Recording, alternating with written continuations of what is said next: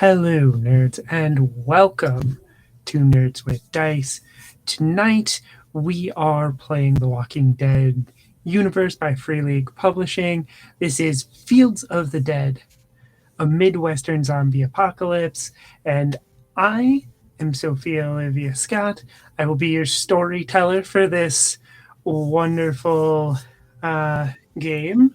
And before I get check the chat for all of our links, Discord, YouTube, merch, all of that.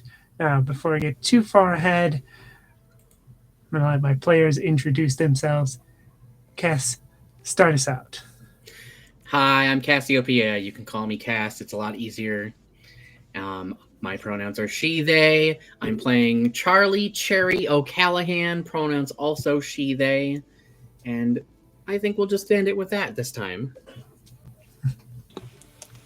Hi everybody, my name is Quinn. I use any and all pronouns, and I will be playing Chase Mason, who uses he/him pronouns. Hi, my name is Lisa, and I use they, them, or she/them pronouns, and I will be playing Marisol, who uses she, her pronouns. Hi everybody, my name's Mary. My pronouns are she, her, and I'm going to be playing Eliza, who also uses she, her pronouns. Hello everyone, my name is Natalie, she, they, and I'm playing Kian or Kia Bell, they, them. Hi everybody, my name is Merm, and I use they, she pronouns, and today I'm going to be playing Deborah, who uses she, her pronouns. All right, everyone. And real quick, I do realize that I have the thing for the content warning up here. I had a very long day at work, and I just realized I forgot to set up the actual command for that, but I will get that done. However, some content warnings for tonight. Expect medical discussions, discussions of starvation, dehydration, supply discussions, those sort of survival discussions, as well as blood and gore, and I'll put one up here for cannibalism because there are zombies around as well. So, we've taken precautions. We're keeping ourselves safe. You do the same. We love to have you watching, but if you need to step away for the night or even for just a little bit, please make sure to do so. All right, folks, here we go. Early morning, approximately April 8th, 2011. The snow is just starting to melt, but it's early enough now that it's still chilly, so there's just the melting puddles of snow have now, they got a thin layer of ice on them. There's a strip mall with a big parking lot that it shares with a big box store, Shop Mart. There's a few abandoned cars in this parking lot. We got some trash that blows across the parking lot that's melted free of the snow. And we see coming in from the west, Aiden carrying Vivian. Now, if Vivian and Aiden went out to check some traps early in the morning, would you have gone with them? I think so, yeah. Okay, so would you be leading the way or watching their backs? Watching their backs. Kia is, new to the area, so it'd be trusting people that have been around it a little longer to make the right choices, hopefully. Okay, yeah. So Aiden is carrying Vivian towards the shop y'all have made into your haven in this strip mall. Who would be on watch this early in the morning? I think I'd be. Okay. So Deborah definitely sees them coming. Do you warn people that they're coming? Because yeah, Aiden is carrying Vivian like princess style. Yeah, I would. Everyone, get up, get up. Wait, there's some stuff happening in the parking lot. We gotta go now, like right now.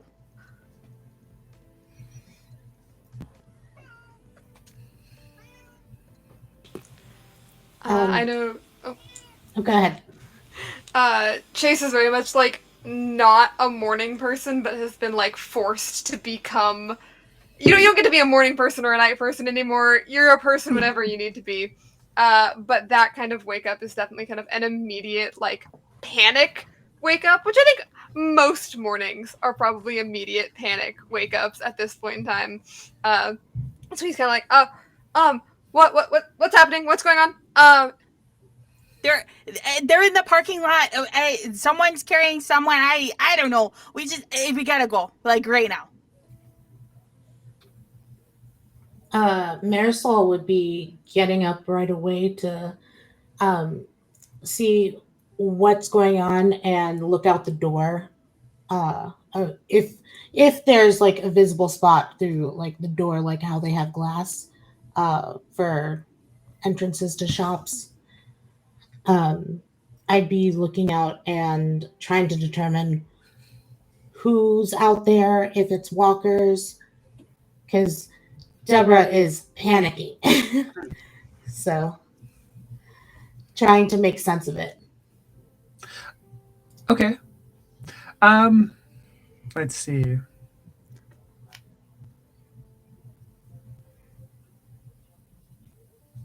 Trying to decide if I want to make you roll or not here. I'm gonna say no, just because it is just Aiden and Vivian and Kia.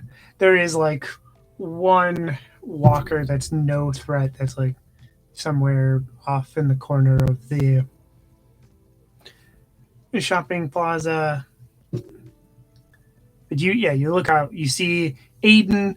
Aiden is one of the younger members of your haven, carrying Vivian, another one of your younger member or the youngest member of your haven.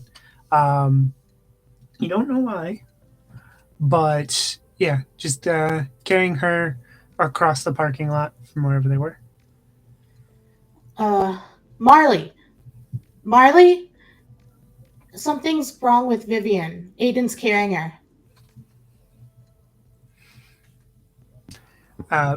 So Marley comes walking briskly from the back of the shop. Marley is early 40s.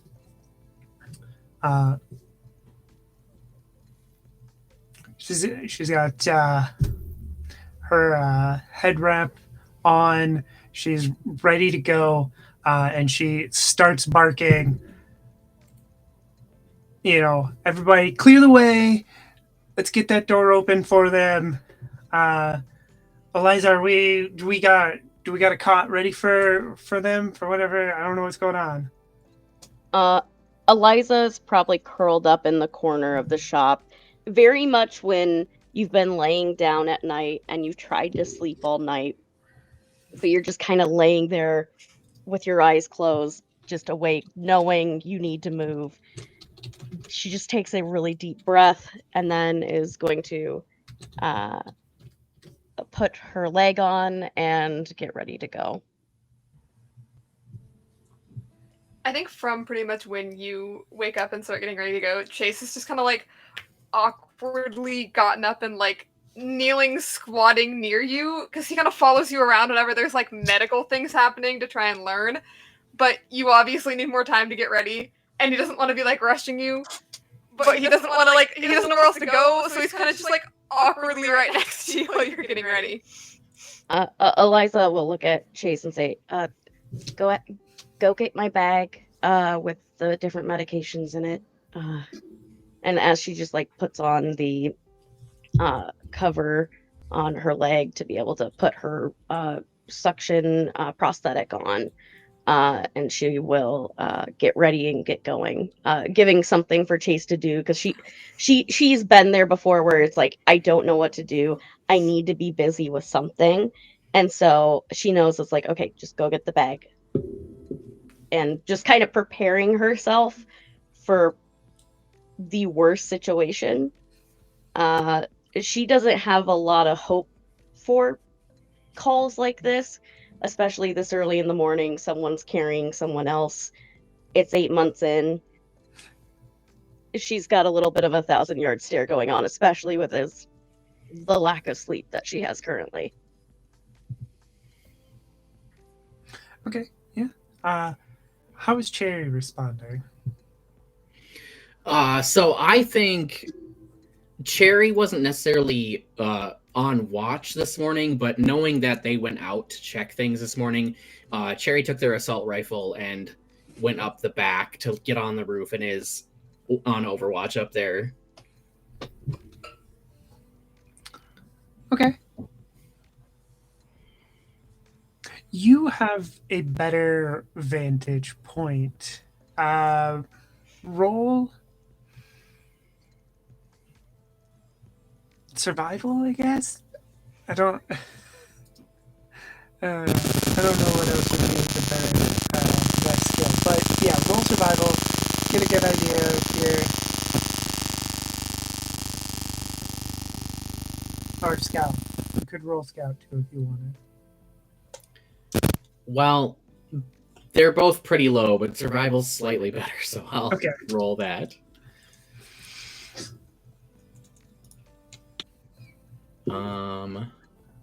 Okay. So, using Roll20, how do I do this? Bonus penalty dice, anything? I don't have a stress yet. You shouldn't have any bonus dice or anything, or any...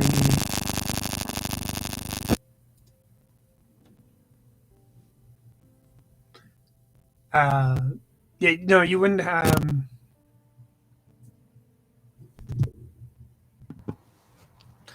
I am...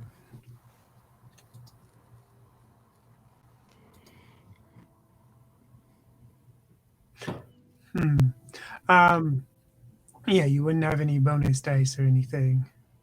Okay, so if I click it and then click submit with no bonus, it should do the thing? Yes, it should. Okay. 1 success.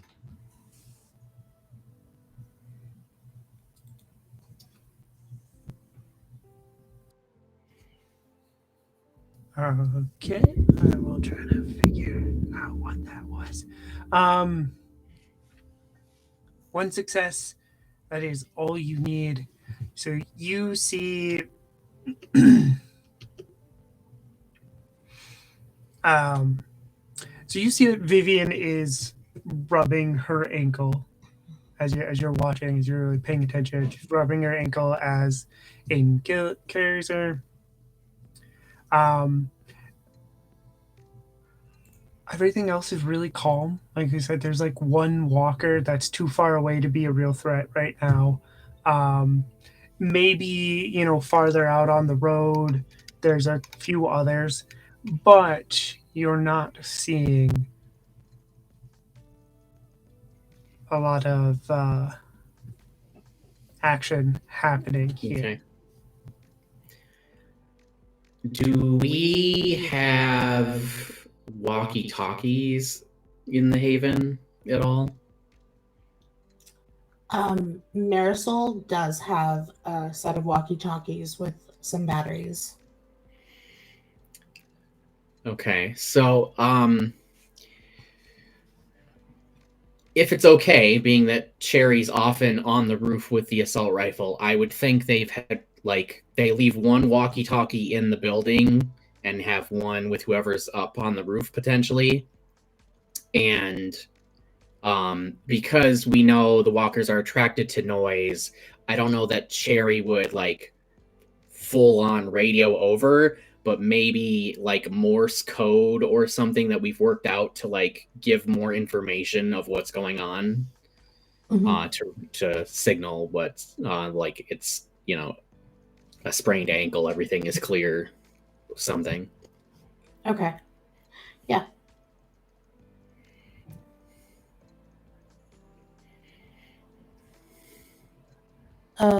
I think Marisol was at the door, so she wouldn't have heard the walkie-talkie. So I'm not sure who would have been closest to it. I think like if Eliza definitely would have been just coming more forward, so she probably would grab it to listen. Okay. So yeah, you definitely you get a series of like clicks or something of the walkie being turned on, in a pattern. Mhm. Um, in like a communication, I think that she'll basically use like Morse code to say how bad.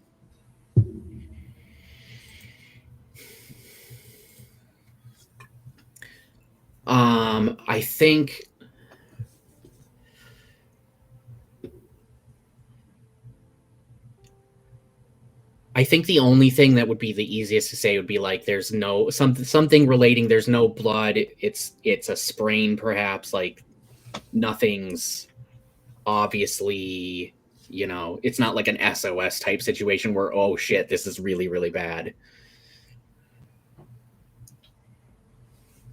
There's just like a little bit of a wash of a calm in that moment for Eliza, and she just kind of then just game face on, get things out, uh, get everything prepped and ready as soon as they hit the door.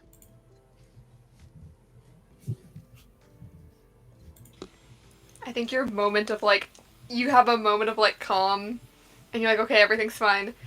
And then like Chase is just like behind you, like over your shoulder, like, okay, I got your bag. She'll just say, thanks, here, put it over next to the cot. We probably are going to need the ace bandages out of there, potentially the athletic tape. How much do we have of that left? Let me look. He starts like rifling around through the bag. I imagine there's not really much of anything left based on what I know of our supplies. No, So he you pulls have out like a little bit. We still have some. Not much. All right. If we have to, duct tape can work in a pinch. I mean, we haven't run through all that yet, right? There was a lot in the back. It'll be fine. And she'll just continue prepping, not wanting to worry Chase, but logging that in the back of her mind of things to pick up the next run that they go on.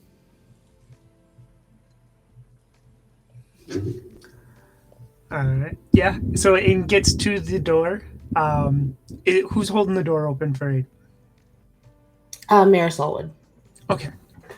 So goes through the door, and Marley is there, takes Vivian from Aiden, and is heading right for where Eliza is set up, gets her set down, and will, as a nurse, she will, start doing some examination here. But I imagine Eliza takes over examining the ankle. Yeah, she'll get to work. She definitely takes point from Marley for sure, and like she was only graduated her nursing degree recently. She's great at having to patch someone up in a real bad pinch, but any of the minute things, yeah, she's not the best at catching that. So uh, she is more so focusing on getting Vivian's attention to not worry about what's going on. So I think as she's working with her ankle, she'll just say, "All right, what happened out there? I mean, you're usually pretty spry on your feet, but Uh, I I stepped in a pothole. hey, they'll get you every time. Look, it's nothing to worry about. I don't think there's anything permanent damage here. Just We'll get it all fixed up. Just take a couple deep breaths. You're safe. You're inside. And she's just going to be like, just talking to Vivian about anything and everything, just trying to get her to calm down as Marley does more of like the thorough checking in just in case something bad happens. She wants Vivian not to be stressed. Roll medicine for me, please, as well as you're helping.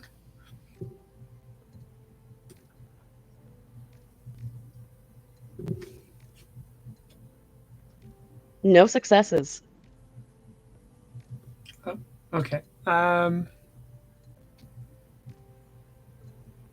did it roll right? Oh, it only rolled one. I should have 7 dice there. Oops. Yeah, it doesn't look like it. Something went wrong. Hmm.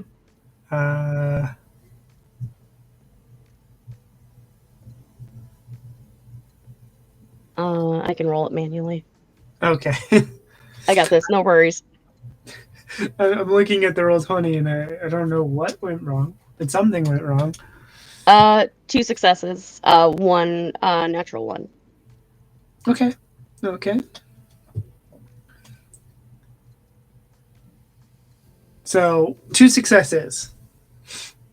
It's a mild sprain.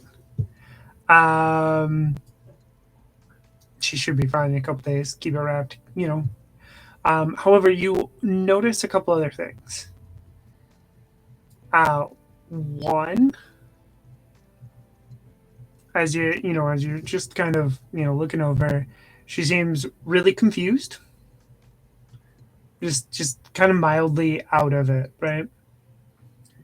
And she seems dehydrated.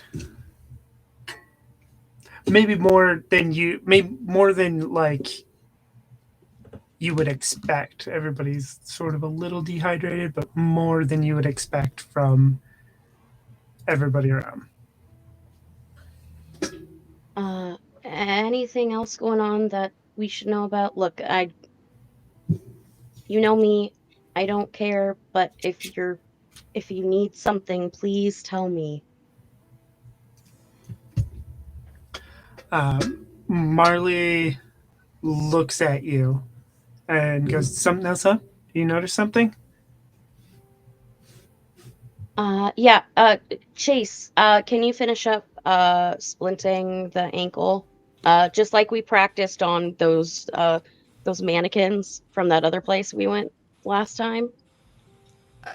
Yeah. You can do it. I You're remember great. that. Yeah. You got this. Remember, you are powerful and wonderful, and everything's gonna be all right. And she is just going to back towards the back of the store to talk to Marley because she's very concerned about this. Yeah, Marley will go with you. Well, what's up? What's going on? I don't know what it is, but she's more dehydrated than she should be, and also the fact that she seems more confused. And if it was just a sprain, and there's confusion, I don't know. I guess I worry if she fell and hurt her head. She said that it was a pothole. I don't know. You say this, Marley will turn around and bark at Aiden. Hey, did she hit her head? To which Aiden replies, "No, she didn't hit her head. I caught her before she hit the ground." And Marley will sort of conferencing back with you. How dehydrated would you say she is? I think that Eliza just crosses her arms and says, "We're all a little dehydrated, but it's more than normal. It's something to be concerned about." Do we still have that last saline pack? Yeah, we do. Okay. Go get that. And do you know where she keeps her medications? Mhm. Can you grab those for me as well? Absolutely. she goes to the back. There's like one of these like tool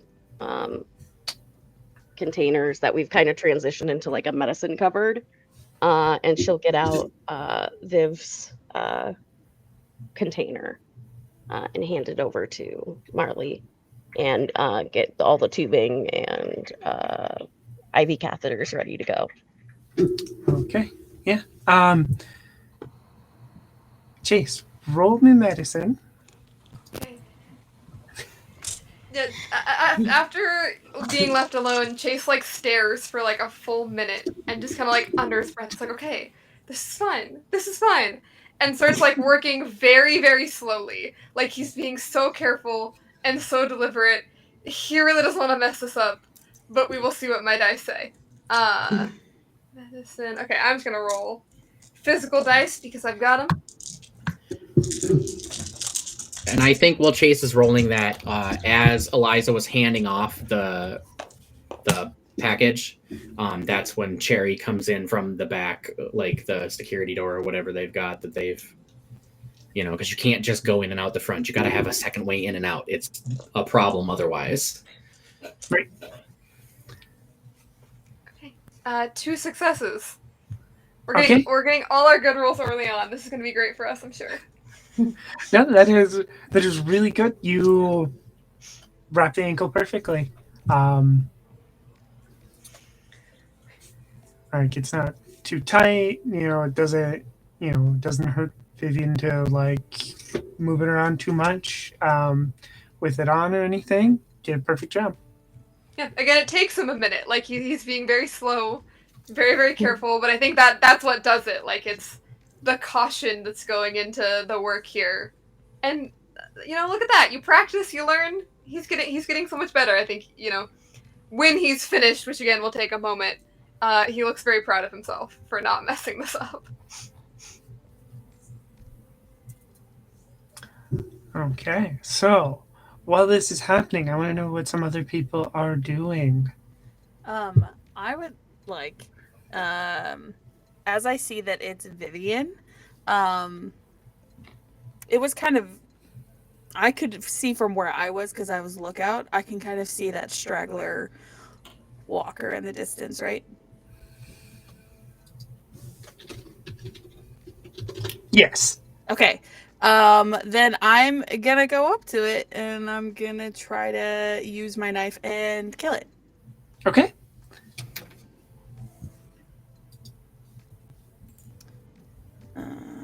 Okay. Should be close combat. Yeah, close combat. Yeah, I'm rolling 5 dice. So hopefully it'll be fine.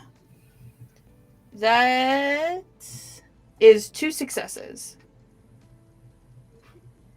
Yeah. So describe how do you take down this single walker? Deborah goes up to the walker up in the distance there, Hayes. She's kind of like swinging her machete around because that's her weapon of choice. And she's just like, "Don't touch my friends!" And then just comes down at the top. I was really hoping, Merm, that you were gonna go, "Oh, hey there, bud." Oh, hey there, bud! Don't touch my friends. Yeah, and then I kind of just walk back, pretty chill.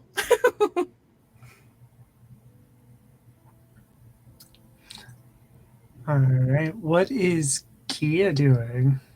Yeah, I think Kia had a very clear witness of that because they were staying by the door doing like an initial scan because they know if you leave any tracks, it could be a bad thing, whether it's walkers or other people. So they were watching, they see Deborah go, and then they just lift up their spear ready to rush in if anything went completely bad. But seeing Deborah handle it, they kind of tap their spear back down and just quietly nod and return the thumbs up. You're doing great over there. Keep an eye out. You're doing great. Yeah. Yeah. Cool. While this is going on, Marisol's gonna not interrogate Aiden, but question him as to what exactly happened to Vivian out there and why he let it happen. Okay. Uh, how did she manage to hurt her ankle? She stepped in a pothole. I tried to warn her, but I don't know. She didn't hear me or something. And she stepped in and rolled her ankle. Okay, first of all, you can't talk too loud or the walkers will hear you. Yeah, I Second of know. all, why didn't you reach out to grab her before she stepped in there? Aiden, you know how important it is we don't get injured. I I I do know. I was close enough that I could catch her before she fell to the ground, but I wasn't close enough to stop her before she stepped in the hole. I wasn't. I don't like. It didn't shout, but we were close enough that she could hear me. Like she seemed to hear me, but she. I don't know. She didn't acknowledge. Didn't like catch on to what I was saying or something, and then Did she react at all to what you said? yeah, she. I think she said, "Huh?" Just and then she stepped in the hole. Like she. I don't know. She just didn't hear it. I guess I don't didn't register what I was saying. Why weren't you guys sticking together? Like to be close enough to reach out? I mean, What if a walker had attacked you? I mean, She was too far away. Key was also nearby. Like we were keeping an eye out. Like we had everything covered. We just went out to check the, you know, traps and stuff real quick. Well, was there anything in the traps? Uh, oh, yeah. Key, do you have the what was in the traps? Like Kia's sort of joining in on the conversation. They rifle through, trying to figure out which pocket of clothing might have what got caught up. It wasn't much. Like you know, maybe a squirrel, bunny, not a whole lot, right? Or you didn't get too lucky with the traps this time around. It's pretty sparse, but got a little rabbit. Okay. I will hand it over and I'll go ahead and prepare it for a meal for all of us if I can manage to scrounge up some extra to make it stretch. Yeah. Okay. Kia hands it over. And Marisol will go ahead and start preparing it for a meal for everyone for breakfast, I guess, because it's so early. Yep. Real quick, thank you, Sword and Key, for rating. Hi, everyone. Welcome in. Just so everybody knows, one, the content warning command doesn't work because I had a really long day and didn't get around to setting it up. But this is a horror zombie apocalypse game, so we're gonna have some medical dissection, starvation, dehydration, cannibalism, blood and gore. So just make sure you keep yourself safe. And Cherry, what are you doing now that you've come into the shop? So Cherry would let their assault rifle hang on the sling. They don't have their like a proper tactical vest anymore. So it's just like the shoulder sling to like let it hang and not have to carry it in hand all the time. And once Eliza hands off the box of medication, Cherry just takes her hand real quick and gives it a squeeze. And like, what's going on? Not anything. Just Vivi needs some fluids, some rest, and she'll be good as new. Cherry would definitely be able to tell that Eliza did not sleep last night. A very common occurrence, but she definitely looks tired.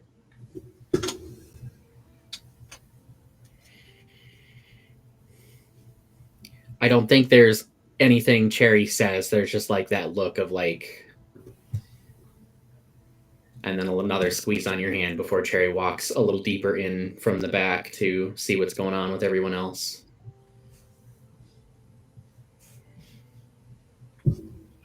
Yeah. Eliza just gives a warm smile back, and continues on with treating Vivi.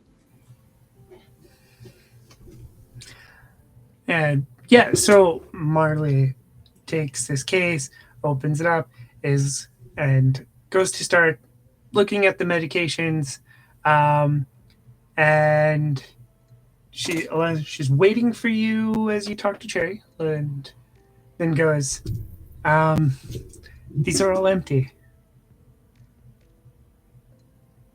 Oh crap. Okay. In a pinch, at least. Let's make sure her feet are propped up. That'll help with her blood pressure, at least at the moment, and we can use the saline. That should help, at least in the meantime. We gotta do a pharmacy run. Crap. And she's just like kind of cussing under her breath. She's not trying to cuss too loud, but it's definitely like full sailor mode, as she's just getting herself collected, and then she's going to calmly, as if it never happened, start either if she doesn't have an IV started yet, she's going to start an IV on her, get her so they can help with her blood pressure. So hopefully we can stave off some of that dizziness that she's experiencing, and go from there.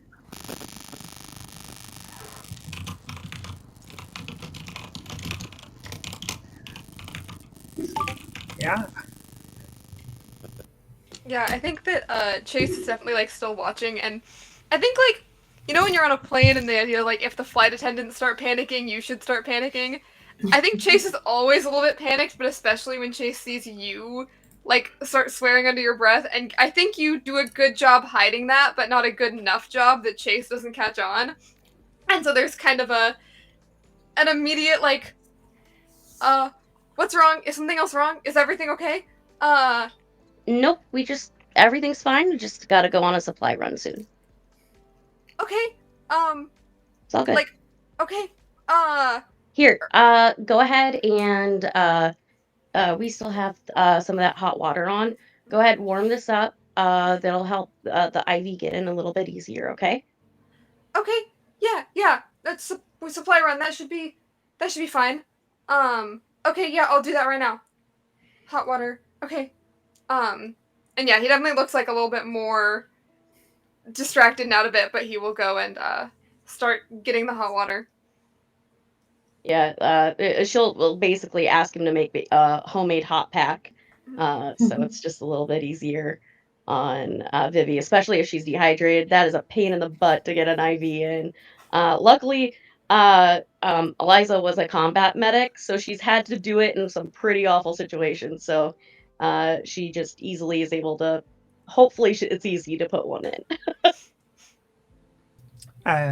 Roll medicine for me just to see how well Yeah, this we'll goes. find out. Yeah.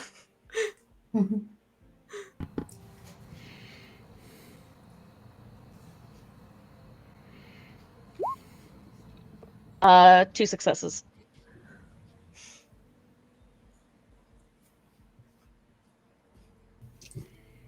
Y'all are doing really well with this medicine stuff.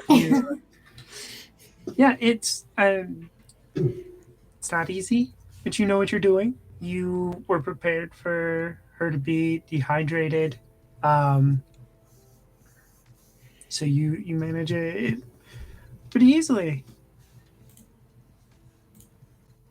Yeah, I think at this point, the working with Vivian, she knows which spots are the best and where to go, so it's just a little bit easier on her. The entire time she's trying to talk to her because she knows how uncomfortable that can be, being poked and prodded, and so she's trying to make it as calming as possible because it can be pretty stressful when you don't have the meds and when you need them. So she's trying to keep her stress down so her heart rate doesn't get any higher. Deborah walks over to Eliza, and just has been eavesdropping a little bit on the conversations, but very like concerning. Like, I heard you need a run. I mean, I ate some food last night and they didn't bring in a lot from the trips, so I'd rather just kind of go on a trip and get some supplies. You need a pharmacy run. You need grocery run. Pharmacy run. Pharmacy. Okay. Yep. I'll try to get two or three of us to get out there and get the good stuff from out there. Can you tell me what I'm trying to look for? Yeah, and she'll write down the prescription names and like what the generics are from her memory. Basically, like if they don't have the brand name, at least we can get something that'll work or similar things. So, all right, perfect. You keep doing what you're doing. I just wanted to step in and make sure that you were trying to get this train going. You know, I'll be here. I appreciate it. Thank you so much. Of course, no problem. No problem at all. Are you okay?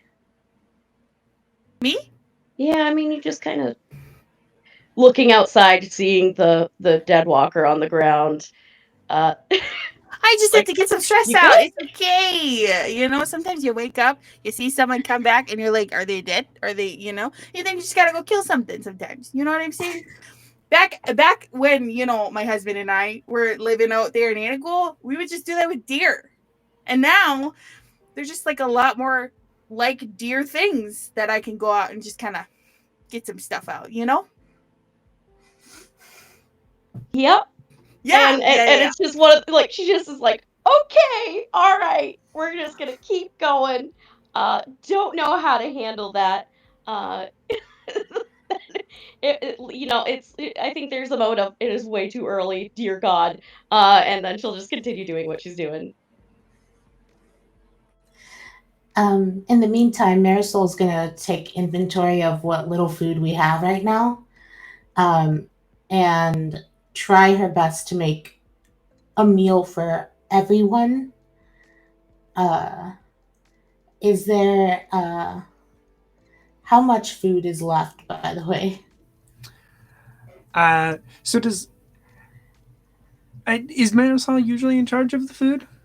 Yes. Okay, so not a lot. You have a couple of cans of like maybe some like fruit and stuff like that. You're down to your last like 2 pounds of potatoes that you had managed to scrounge up, and you have that rabbit. It's pretty sparse. Trying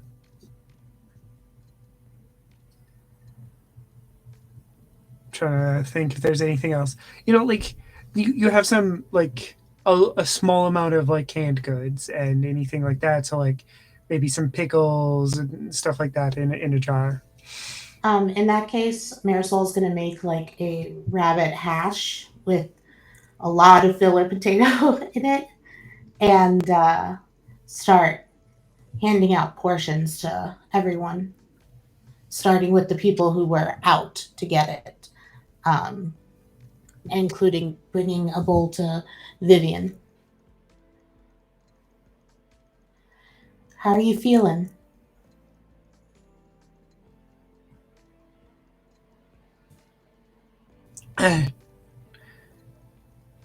I'm fine. Already feel a little bit better. Good. Eat up. You need to keep your strength so you can heal. Yeah, right, thank you. Yeah, thanks. Uh, you you get the feeling that she wants to ask something, but she keeps like stopping herself from doing it. Before Marisol leaves, she's gonna just kind of put her hand on Vivian's shoulder and say, "Do you? Is there something you want to say? I promise I'm a good listener." Um, do do we have any extra salt? I can add a little bit more salt, yes. Okay, And thank you. Marisol will go and get just a little bit more salt, like a couple pinches, and bring it to sprinkle on her food. Uh, uh, thank you. And as she's passing Eliza to bring her food, like I I think something's going on with her. She seems to want to say something, but is holding back. Um, I can't really share her medical stuff without.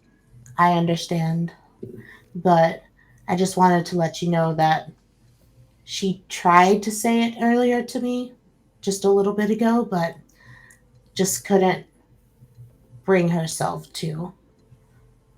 Gotcha. The salt, I'm guessing. That's what she asked for, yeah. Okay. Salt is good for water retention, and I noticed you were giving her fluids. Yeah. The she's. We ran out of all the liquid IV a while back. Yeah. But look, I think I remember a recipe or something. Might be able to make something homemade. Uh, thanks for telling me. I No appreciate that. problem. And if you need anything, don't hesitate to let me know.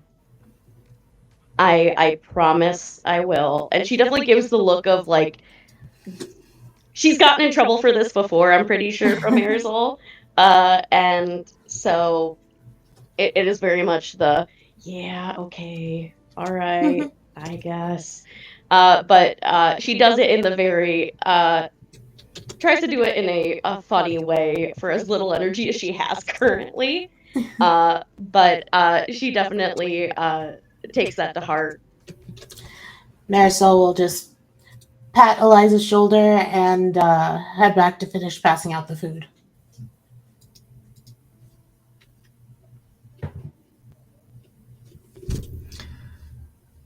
Deborah, having heard that you were planning like a run, Harley hasn't really been um, participating in the events that have been going on up to this point. Um, but he walks up to you, um, and Harley is mid 30s, right? Um, he always walks around sort of, chest puffed out, head high. Uh, do you need people to go with you on this run? I heard you planning. Harley, calm down a sec, okay? We're just going on a quick run. It's not like, the end of the world. Sorry, that's a bad joke. But yes, yeah, I'm looking for 2 tree people to come with to get some supplies.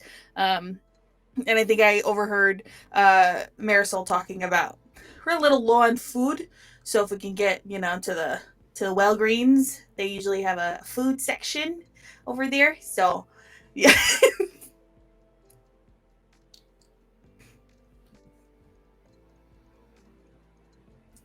Right. Yeah. Um, well, I'll volunteer if you need people to go with you. Absolutely, I'm always looking for people to come with. Does anybody remember that River is there? somewhere in one of the corners.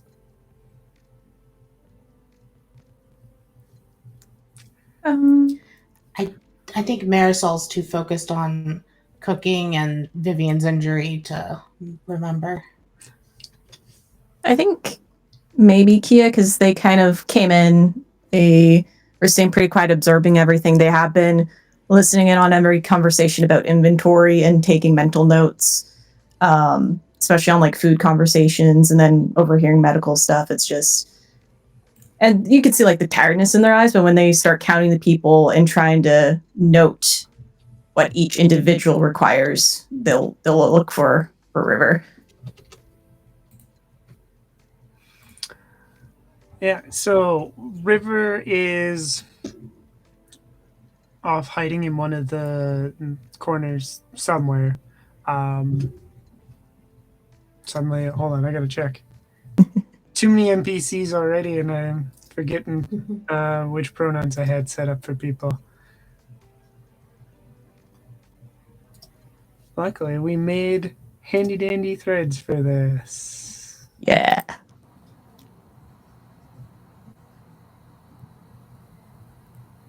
Okay. They do this a lot, right? They hide in the corner, don't really like get up and talk to everybody a lot. They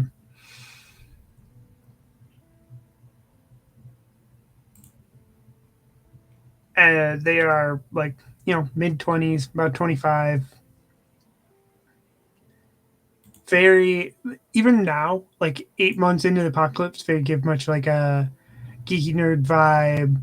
Very much, got the glasses, the square glasses that you would expect from, especially from like a TV show, wanting to show you like this person is sort of a geeky nerd, belongs by, is definitely more of a tech person. That is River. Maybe they have a book, but there's not really a lot, like without all the computers, all the tech, there's not a lot for them to do, so they just kind of find a spot to hide in the corner away from, out of the way.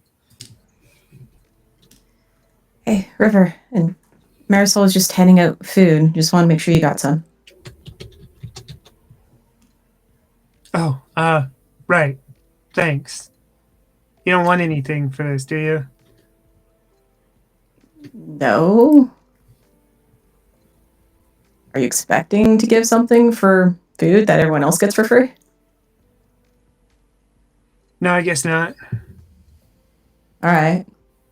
Are you working on anything? I guess I'm kind of reading this book.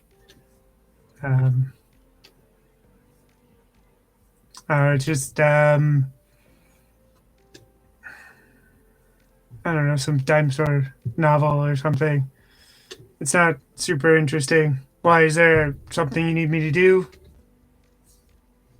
Just checking in. Maybe might get ideas for like any more unique traps than what we got. We seem to be getting very sparse on catching tiny rabbits and squirrels. I mean, might be able to build you some better traps. It's not really my area of expertise, but I mean, I know a little bit about the engineering behind that kind of thing. I'm sure the engineering part might give you a good puzzle to solve. Okay, yeah, I'll look into it and I'll get back to you. All right. Make sure you come get food. Yep. They do. Like, they hesitate to get up, but they will get up and go get food.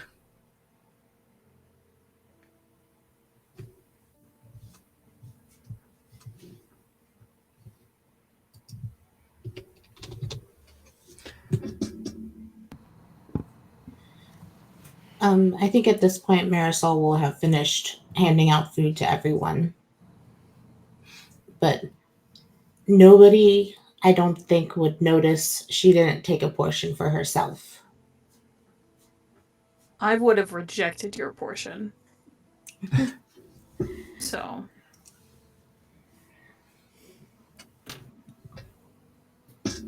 I'm going to walk over. Because you obviously don't take no for an answer. And I'm just going to give you my portion. Oh, I already ate. Marisol, don't lie to me. Don't you lie to me, okay? I was on watch this morning. I've been up since before the ass crack of dawn, okay? I'm going on a run. I ate some stuff last night. I'm gonna grab more food. Gonna make sure that we go to the Well Greens so that we look at the food selection they have there as well. You eat this, I'll bring more food when I get back. You eat this, I'll eat when you come back with food. That's not an option. I'm gonna like just scooch over the food. It's yours. I'm not hungry, I promise. Marisol's going to take the bowl and bring that portion to Vivian with a little bit extra salt. Deborah's just gonna watch silently.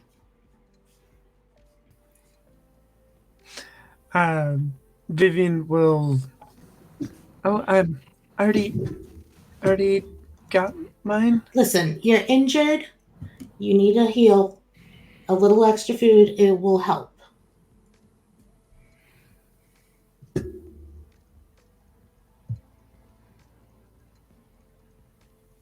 My last name. I had to like take stock of who we were missing. Jerry, I haven't heard from you in a little while. What are you doing? Cherry's probably just observing everyone and everything. Like a lot of people have kind of found their niche in like what they take care of, and Cherry doesn't want to step on their toes, even though Cherry, like, having been in the military, Cherry's very much a like do things, take charge. Like, they're very good at like accidentally being in charge because they like get solutions and will act on them, whereas some people will like deliberate. So Cherry waits to let everyone have their moment and have the food, and then I think after Cherry sees Deborah and Marisol have a conversation, I think Cherry will be like, "Hey, Deborah, other than Vivian and whoever's going to look after them, can we round everyone up? And we need to have a talk with everyone about the supplies and the situation." Yeah, I hear you.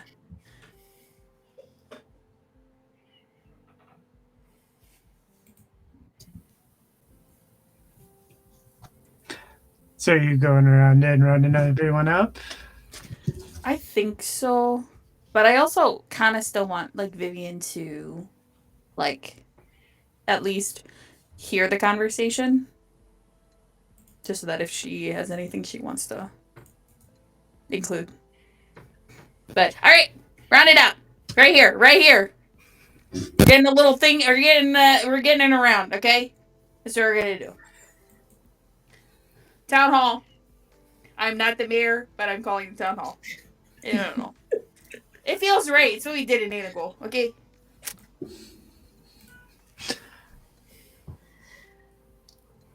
Everybody, like all that, all your NPCs in Haven will get up and come over. River looks annoyed, but does get up and come over to where you're holding this town hall.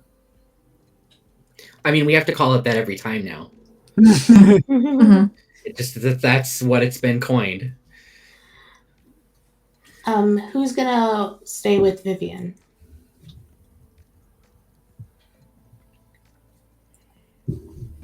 Oh, Marley will. Oh, I got an eye on her. Don't worry. She. Okay. Okay, you let us know if you need anything, Marley. Oh, of course. And then Marisol will join the town hall. Charlie gives everyone a moment to settle. You can kind of see a couple of thoughts. Like there's a quick flash of a couple of thoughts across their face, and they kind of smile at everyone softly. So it's April, and we're kind of running low on lots of stuff. I overheard that we need a pharmacy run, which I knew was coming for a while. I know we need some food. I mean, I don't know how many of you check your firearms that you might have. I've got 2 mags of assault rifle and a half a mag of pistol left. Like that's not much. We are kind of hurting for everything right now. So we're probably gonna need to send 2 groups, because I mean you don't want to do pharmacy, food, ammo, and like be completely beholden to all of that. Like short and fast with a single go out, go back is better than multiple stops. If I may, I would like to suggest the Shop Mart. I mean, it's not going to have a pharmacy.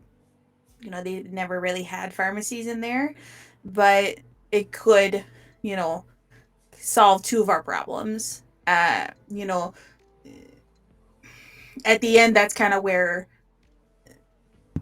I had been going to get my ammunition. It's just kind of super convenient and right there. And they just started, you know. I wouldn't mind going in there and starting to, you know, hit different sections. Just kind of being more strategic about it rather than just kind of going in the front doors, you know, activating those mechanical doors that I don't know if they work anymore, but you know what I'm saying. That thought has definitely crossed my mind, Deborah. My big concern is it's such a big box. The amount of them that could be in there is a lot. Yeah.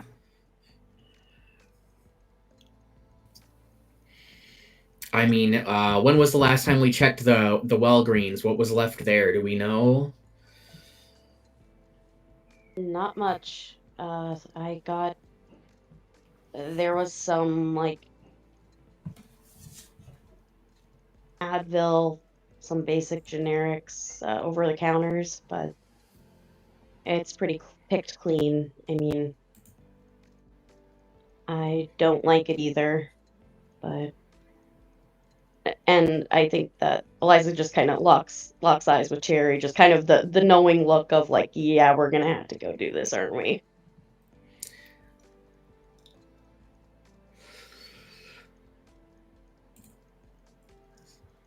If you have any thoughts or opinions, now's the time to speak up.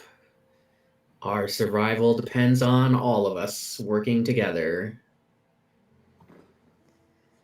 And at a point, we're going to have to take bigger risks as our local spots are depleting quickly. I mean, even animals aren't being around anymore as we're, getting to the spring season. We should be getting more rabbits and turkeys, and we're not.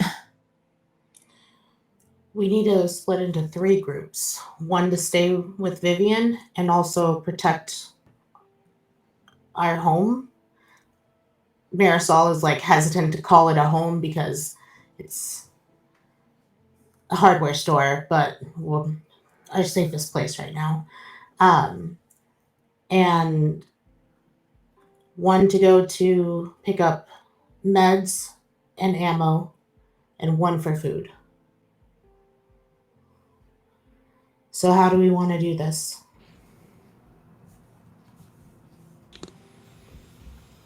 I don't know exactly how we did this. I imagined in my mind that when we called the town hall, whatever anyone else was doing, Chase came over and just like crisscross applesauce sat on the floor. I don't know if other people are sitting, No. so he might be the only person sitting right now. Yes. Deborah needs a chair to sit. Yeah.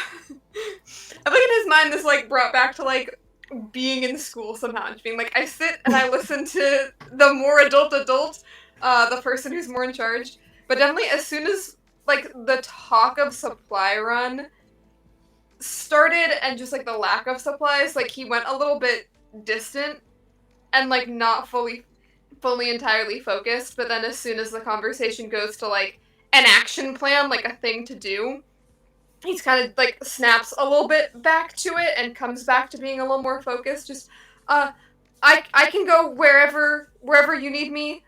I don't really have any preferences. Just anywhere, wherever I can be the most helpful. Totally fine. Just tell me what to do. I can go on the pharmacy run. I know what we're looking for. I know what we can use in case those things aren't there. I think it would be better if I went for the food run. Just because I will be able to see what's expired, what we can use, what'll last the longest. I'll go on either run that you think will have more danger, I guess. Really nifty with this, and then I just start swinging my machete again.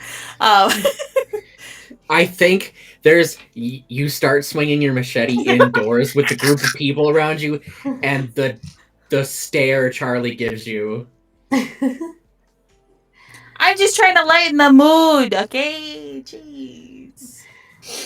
Eliza Yeah. just puts a hand on Jerry's shoulder, like, it's okay. It's okay. Everyone's gonna learn. It's okay. Just very trying to be calming.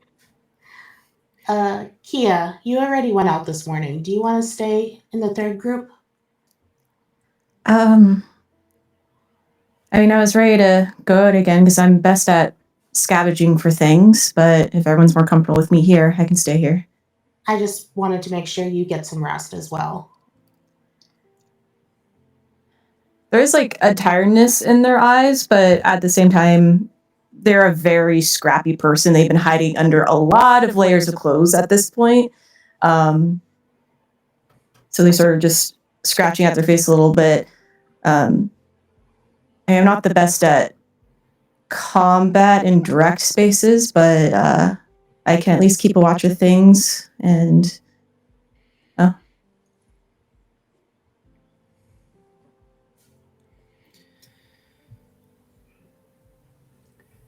Aiden glances over at Vivian and says, I can stay here on watch. River?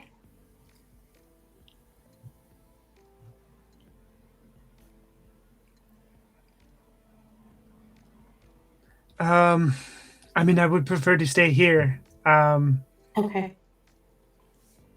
Is there anything you all need when we go out? If so, make a list.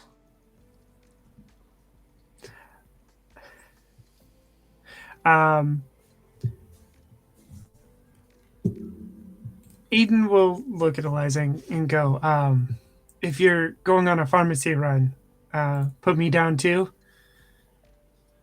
Already on the list. Okay, cool.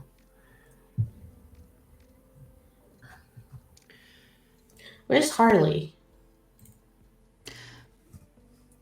Harley is there. Yeah, Harley was the one who, like, immediately started talking to me, be like, if we're going on a run, like, count me in right away.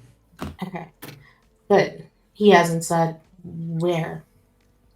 Yeah, I was thinking Okay. Harley and I can stick together for like the more like quote unquote dangerous. So we can probably go with Marisol on the food run.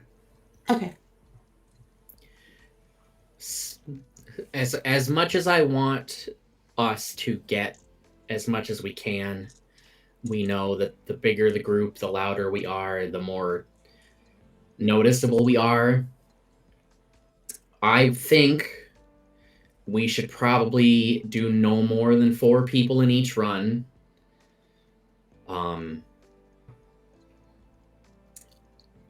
We can't say for certain, but I think the shop mart's gonna be the more dangerous run because we haven't really gone in there yet. We don't know what's in there yet. You know, the Wellgreens is smaller. We've been in there at least once. So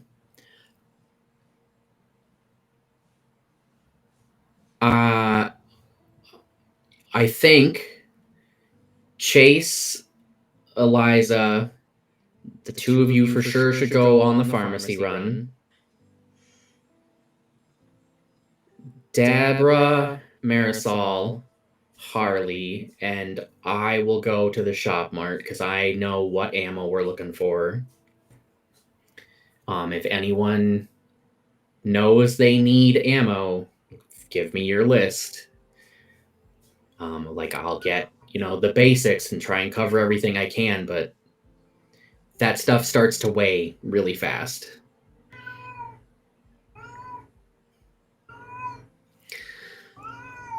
So I would like a third person at minimum to go on the pharmacy run with Chase and Eliza. And then I do think the most of us should probably just stay here.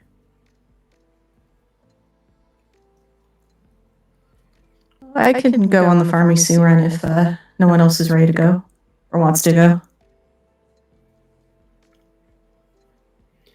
I think that'd be helpful. Kia, you've proven that you're really good at like being quiet and digging through stuff fast and finding what you're told to find. And I mean, yeah, you went out already, but you weren't out that long. It was what, like 2-3 hours max? Yeah, they went out when I went out, before the ass crack done. Sorry. Between the meal and stuff, I had enough of a rest, so I should be okay to go. I think that's our game plan then, folks. All right. The only question is, do we want to head out now or do we want to wait until it's a little bit closer to dusk and hopefully not get seen or noticed by any of them? One problem with nighttime is how much we can see. Honestly, with what we've learned since, I don't know what you want to call it, they are more about noise than sight, though they can still see. But the daytime benefits us more than it benefits them, especially if we're going into a big box store with no lights on, potentially. Plus, I mean, the benefit too is the shop mart is right across the parking lot, right? So like, anyone that's staying here can be. So we can have someone up on the roof keeping an eye out. Another thing we should get in the shop mart though is we should get at least one more pair of walkie-talkies and some batteries. Because if we're going to be splitting up, we might need those more than we did over the winter. Should we leave the walkie-talkies I found here for them to be able to radio to each other from the roof to inside, or should we take them with our 2 parties? I think we should leave those here because we don't, God forbid, like one of us tries to check in with the other party and they're in a bad situation and all we do is bring more noise on them. Okay. Does everyone remember the signals in case something is coming. Especially the who's going to be watching out for the people at Shop Mart. Flashy light. Okay. I think that Eliza's just like triple, quadruple checking over everything. Probably worrying. Yeah, not too much. No, she's worrying just enough.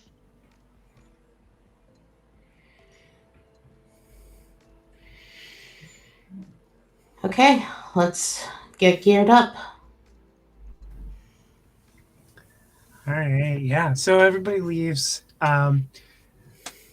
to, you spread out, get ready, do the things you need. If you were wearing your jackets, it's still just cold enough that you're gonna want at least a couple layers. If not your jacket's a little bit extra protection as well.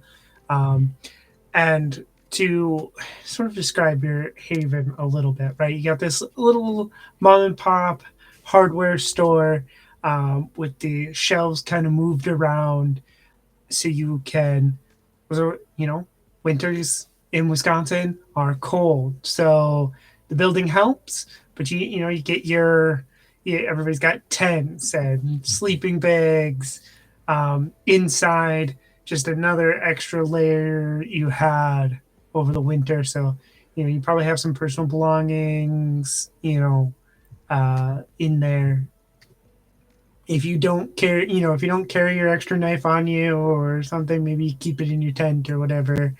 But now's the time to go and get all of your stuff. What does this look like for people?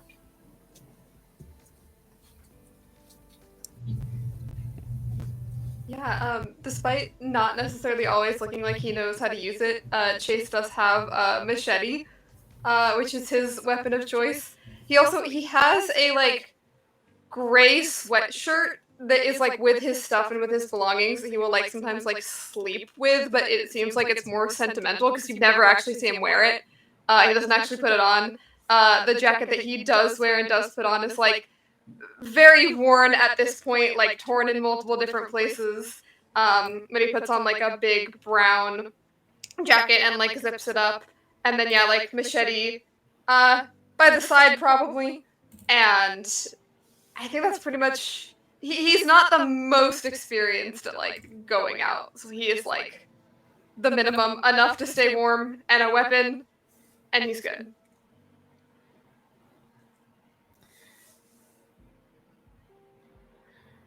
Marisol goes and gets her bow and what few arrows she has and her machete, and she's already got her knife on her. She cleaned it after using it on the rabbit. But she doesn't have any jackets, so she's just going out in what she's got. As Marisol is getting her stuff, Marley will approach and just, hey, friend, how are you doing? It's rough. It's rough. Hey, be careful out there.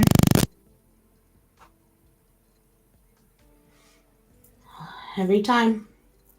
It never gets easier, but I will do my best.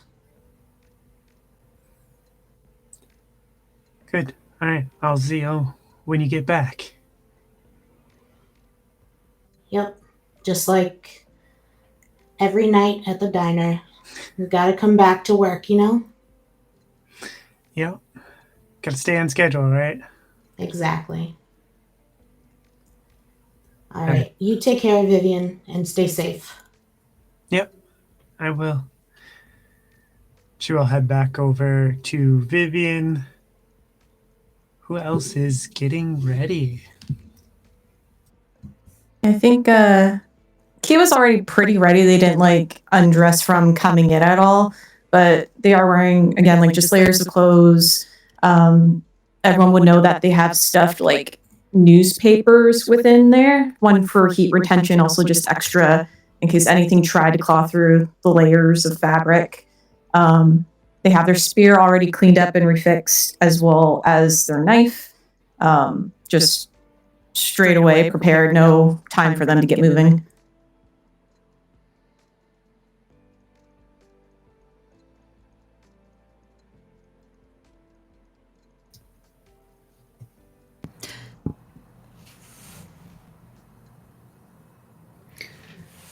It doesn't take long for Cherry to get ready because they wear a couple of layers and have their vest of pockets with most of the things they could need and just enough space to like have their couple of mags of ammo. And at most, she would grab like a backpack to start putting things in, especially ammo, because you're going to need a lot. Do Eliza and Cherry share a tent? I think so. Yeah. So are you getting ready to go on these runs together then?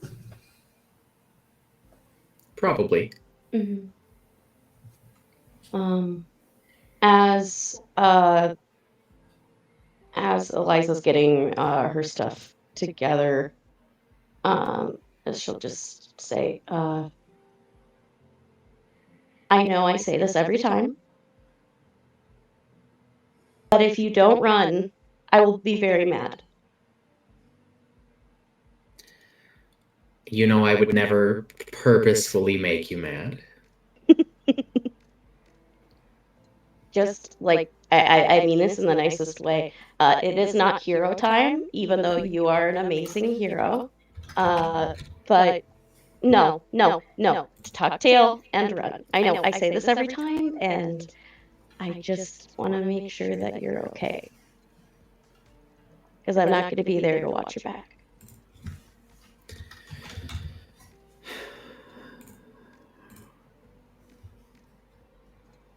I could say the same to you. But you've always been tougher than me anyway, so... She and then gives Cherry a will look. kiss her on the cheek. She smiles warmly and is going to just kind of, like, for a moment, just rest her head on their chest and just take a moment. And then she gets up and she has long, wavy, curly hair. And one thing she always wears, especially if she's going out, is a silk scarf that was hand painted by her aunt. And she puts her hair up where the top part of the curls kind of spill out, and this beautifully painted silk scarf with all these beautiful wildflowers is just like tied up, and she ties it up in a knot, and is then going to kind of turn around and say, I still got style. I'm not going to lose that in all this. And I'm going to look and see if they have any, maybe, okay, I know like way back they had those herb seeds. I'm going to try and see if they still have them. And because those are pretty easy to grow, right? Yeah, they are. Okay, I'll look out for those. And you're going to run.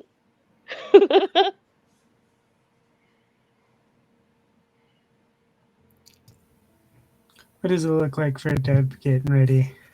For Deb, she has a single picture of her and her late husband that she gives a cute little quick kiss to, and tucks it like inside of her sleeping bag. And then she puts on her deer gear. She's got orange like vest. She got an orange cap that has like the flaps over the ears. I don't think she has orange pants. She just keeps her jeans on. And then she just like whispers to the tent, I'll be back soon. Just wait, just take a quick five while I'm gone. And then I walk out.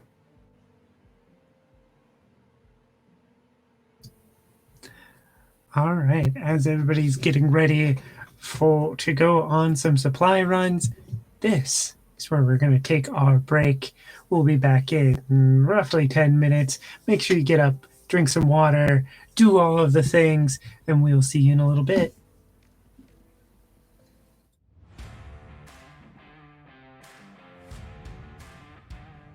You know, we get the little title card that's like 8 months earlier, right? Because all this is a like rough timing of like the best you've been able to keep track of dates. 8 months earlier, somewhere near Milwaukee, at a gas station, we see Kia with a group of friends. What are your friends like? Well, the one that makes the most noise is Mercedes. Very loud, very strong personality. Likes having most of the attention. But she's sort of like hanging on the hood of the car as our friend Honda is gassing it up. And I'm holding supplies with Cooper as we're getting some of the extras we needed for our road trip. Like, hey guys, got chips. Unfortunately, this side of the state line doesn't have ketchups like we do back home. So sorry, Honda, no ketchup chips. It's the way it is when we cross the border. Should have thought of that. Here's your questionable hot dog. Yes, thank you.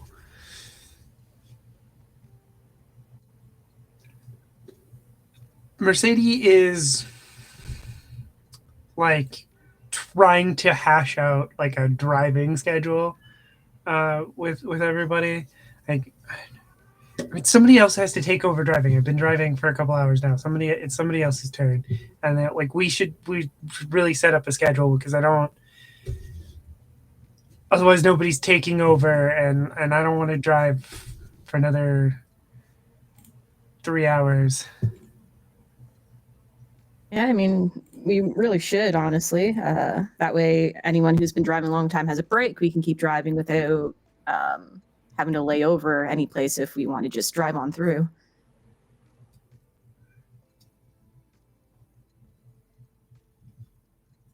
Right. Okay. So who wants to take next? I think Kia will like glance over at Honda, who seems like just going to town on the questionable hot dog. So Kia just looks at Cooper, like, "Well, Coop, do you want to do it, or you want me to do it?" I can take it. I can take it. Are you gonna take next then? Yeah, I'll take next. I can shotgun it and do the navigation for us. I don't mind looking at the map. Awesome. And then like through a mouthful of questionable hot dog, Honda was like, you know, I'll trying to say I will go after Kia.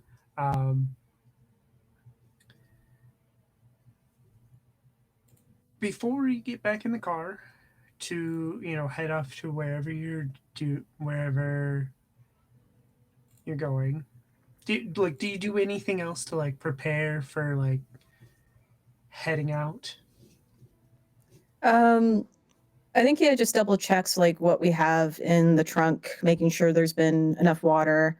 They remember doing all the trips for camping and hunting and stuff like that, and their parents making sure like it's better to be over prepared than under prepared.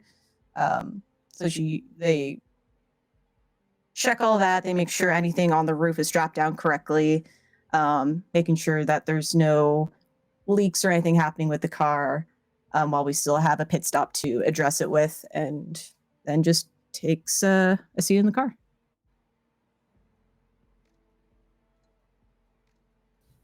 We fade back into the present with Kia like checking their canteen, making sure their water is topped off and stuff, as everybody who is heading out to do various runs heads out. Now, Shop Mart isn't too far away. It's just on the other side of this plaza. You do know that like it's not just a theoretical that the shop Mart has cats. Yes, it's true. The shop mart has cats. It's the stray clouder that just roams the It's canon neighborhood. now. We have to adopt all the cats. They're the only ones that can survive in this apocalypse. Yeah, the stray cat colonies are thriving. They probably are. It's full of walkers. You can see them like at the doors that with no power don't work. But you have no way of knowing how many people like were in there. There's quite a few cars here. You imagine that there were people trying to loot the store and got trapped in there, right?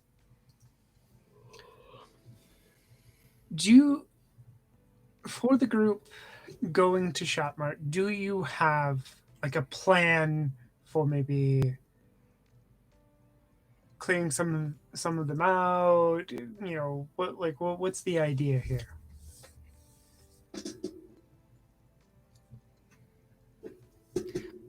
I mean, as a player, I'm just like, I'll let Deb go to town on them. As a player. Cherry wouldn't think that, but that's what my first thought was after this morning. It's a great stress reliever. I don't have a way to kind of run or anything.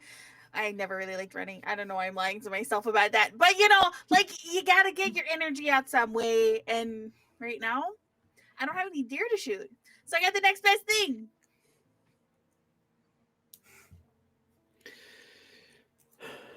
But yeah, I mean,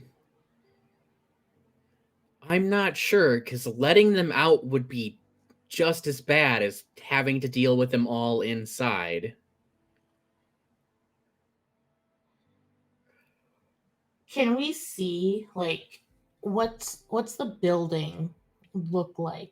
Because I know there are some shops that are completely enclosed in like brick, and it's just the doors that are see through. But then there are others that are like 2/3 windows.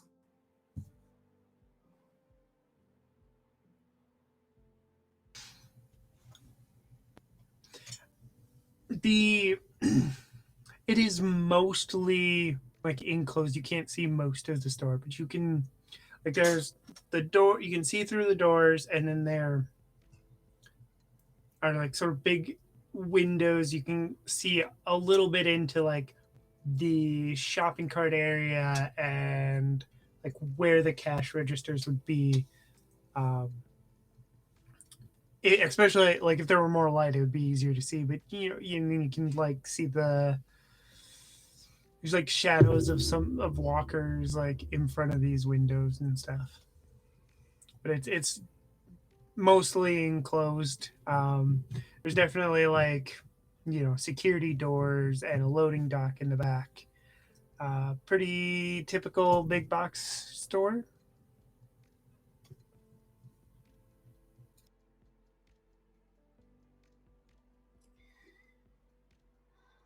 Marisol is gonna just kind of like, as we get closer, say, I think our best bet is going to be to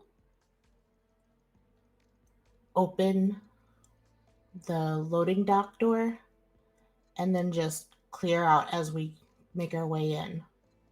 I agree with that.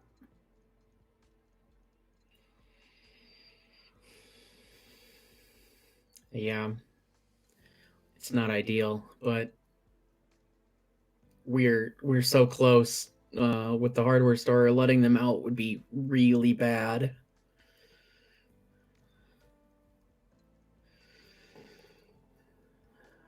There's 4 of us, so we can kind of do 2 in front and 2 in the back to make sure that no one is getting snuck up on.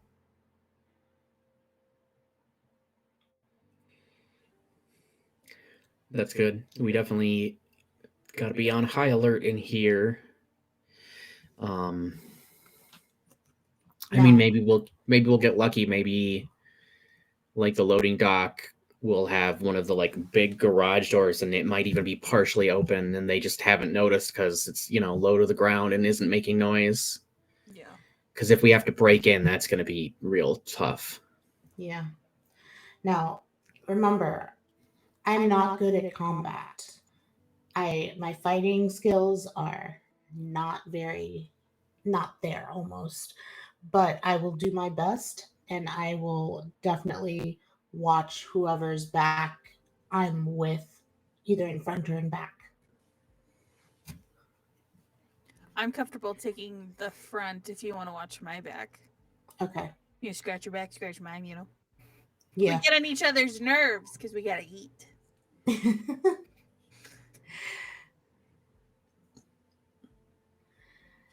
um, at that point, Marisol's gonna draw her machete because she doesn't want to use bow and arrow in close quarters.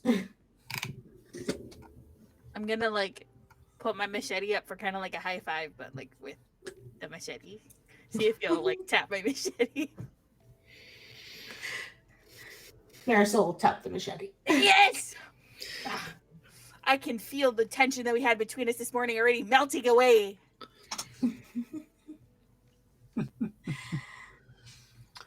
All right. So you have a plan. Go around back to the loading dock doors. There. None of the loading dock doors themselves are open, but it does look like you should be able to get, like the door for personnel to go in and out right here by the loading dock. Is should be easy enough for you to open without making too much noise.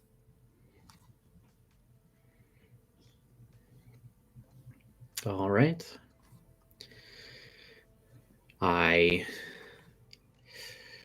Oh, geez.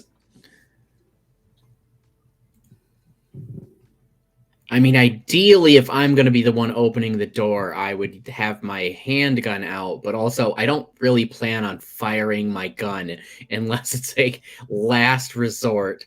So I think Cherry pulls out the big bayonet knife that affixes to the front of their assault rifle and just holds it in their main hand as they cautiously approach the door to see if it's unlocked already. Do you want to open the door and I take point? That works with me. Works for me. All right. You open the door and head on inside. So, two things. Everybody going inside the building, please roll a survival roll. Or not a stealth roll, sorry, not a survival roll, a stealth roll. And also take one stress. Okay. And we're rolling stress on this roll? Roll first and then add the stress. I'll be Okay. nice. Okay. So. Okay. No. That one rolled nice last time. 2 successes for Cherry. 0 successes for Deborah. It doesn't look like it rolled correctly on there for me. Because for stealth, I should only have 3 dice. Oh, and also rolled the stealth dice.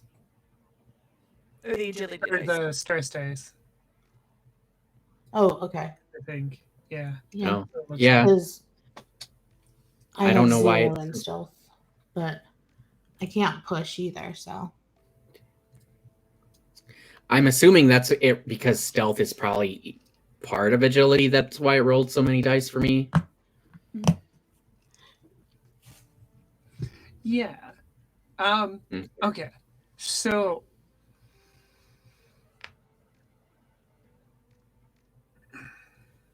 you have one extra success here, Cherry. You can lend that success to somebody else in the story, right? So you can, how do you.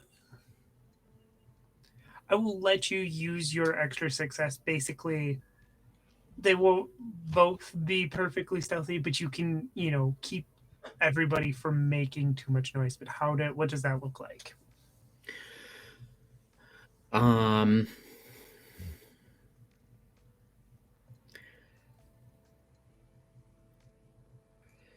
I think it's as simple as Cherry opens the door and Deborah is so eager to get in the door that they almost trip over like a piece of shelving that's been knocked over or something. And so in that moment, Cherry just stops them so they don't go tumbling in, making both noise and potentially injuring themselves. Okay, yeah. Y'all are all inside the building. We are going to jump over to the other group for a little bit.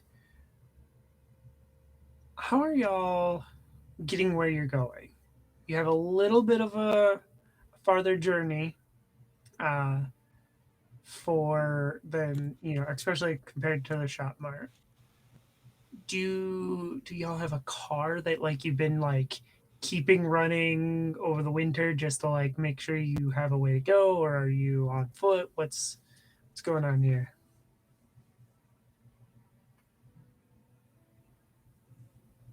I'm gonna pitch something so everyone else let me know if this works. Is especially when we're doing short or anything we hope to do quickly in and out and for quick mobility, maybe we snagged a golf cart. Yes, absolutely. Mary's freaking out about this. Yes, 100%. Because it's a little smaller than a full-blown car and won't make as much noise as a car, especially if we haven't been able to fix a lot of problems with one. And a little easier to maintain in the long run. So I think we may have snagged a golf cart, maybe souped it up a little bit to carry more weight if needed, and maybe extra protections on the sides. But yeah, I think we are going that route and taking it easy, steady, and slow. I like that. All right, yeah. So it certainly helps speed up your journey to get there, um, especially with no crews coming out to patch bad potholes or anything. You've got the roads are in a little bit of disrepair. You got abandoned cars that you got to weave around, but it's not too bad out there right now. Especially with the golf cart, walkers aren't too fast.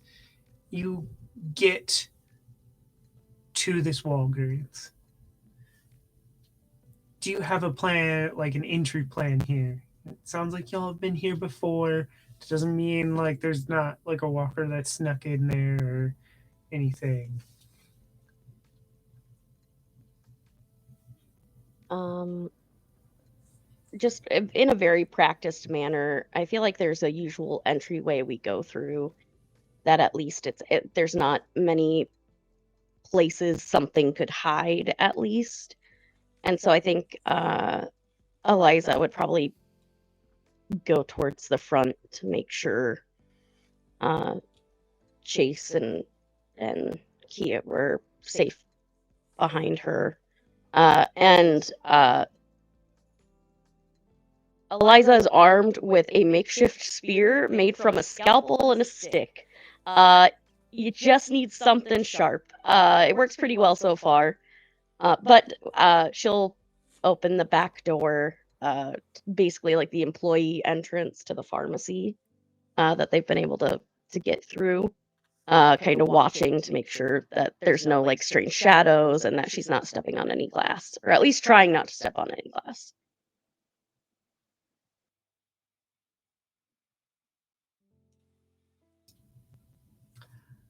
All right. Who's all on this run? Chase And Kia.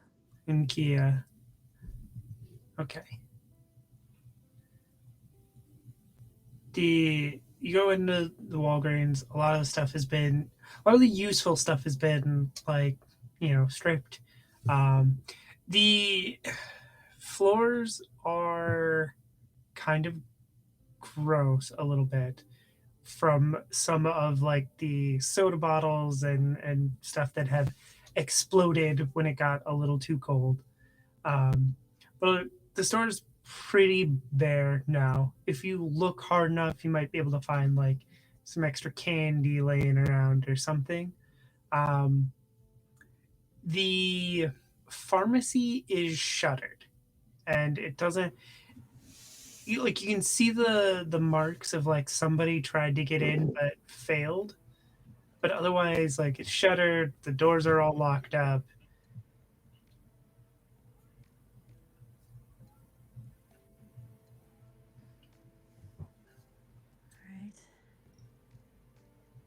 Uh, I think Eliza, like as we're like entering the area, again looking for anything that was off from the last time. Like maybe there's a container that's moved out of place. I think she at this point listening to see if there's any shambling. I think Eliza's more worried about other people that she'd find, not as much about walkers. Walkers are at least predictable. People aren't.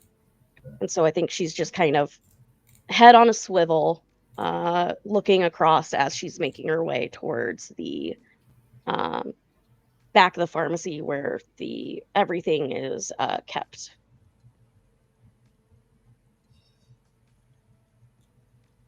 Roll a scout roll just as you're looking around, looking for different things, listening for walkers. Okay. Can I help with that? That's a thing, right? Assistance? Yes. Yeah, because I think Chase is definitely like, I don't know if Chase has been to this particular Walgreens store before. I don't feel like he went last time. He also hasn't been around like this particular haven for maybe as long as the others have. So he's kind of just like as normal. He's like a little shadow. He's just following along right behind you, looking over everything. He's very follow the leader in this case. So I think if I remember correctly, yeah, assistants can add another dice to someone doing something. Correct. I'll take it because I have nothing in scout, so I do have a fair amount in wits, so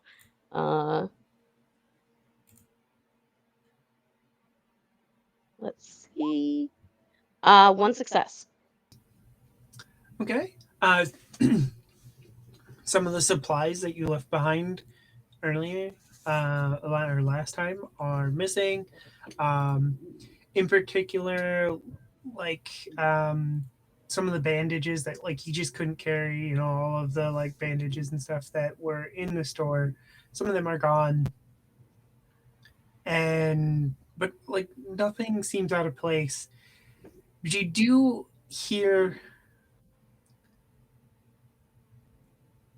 It's very soft, but you hear coming from somewhere behind the shutters just like a soft thump, thump, and it stops, and then thump, thump.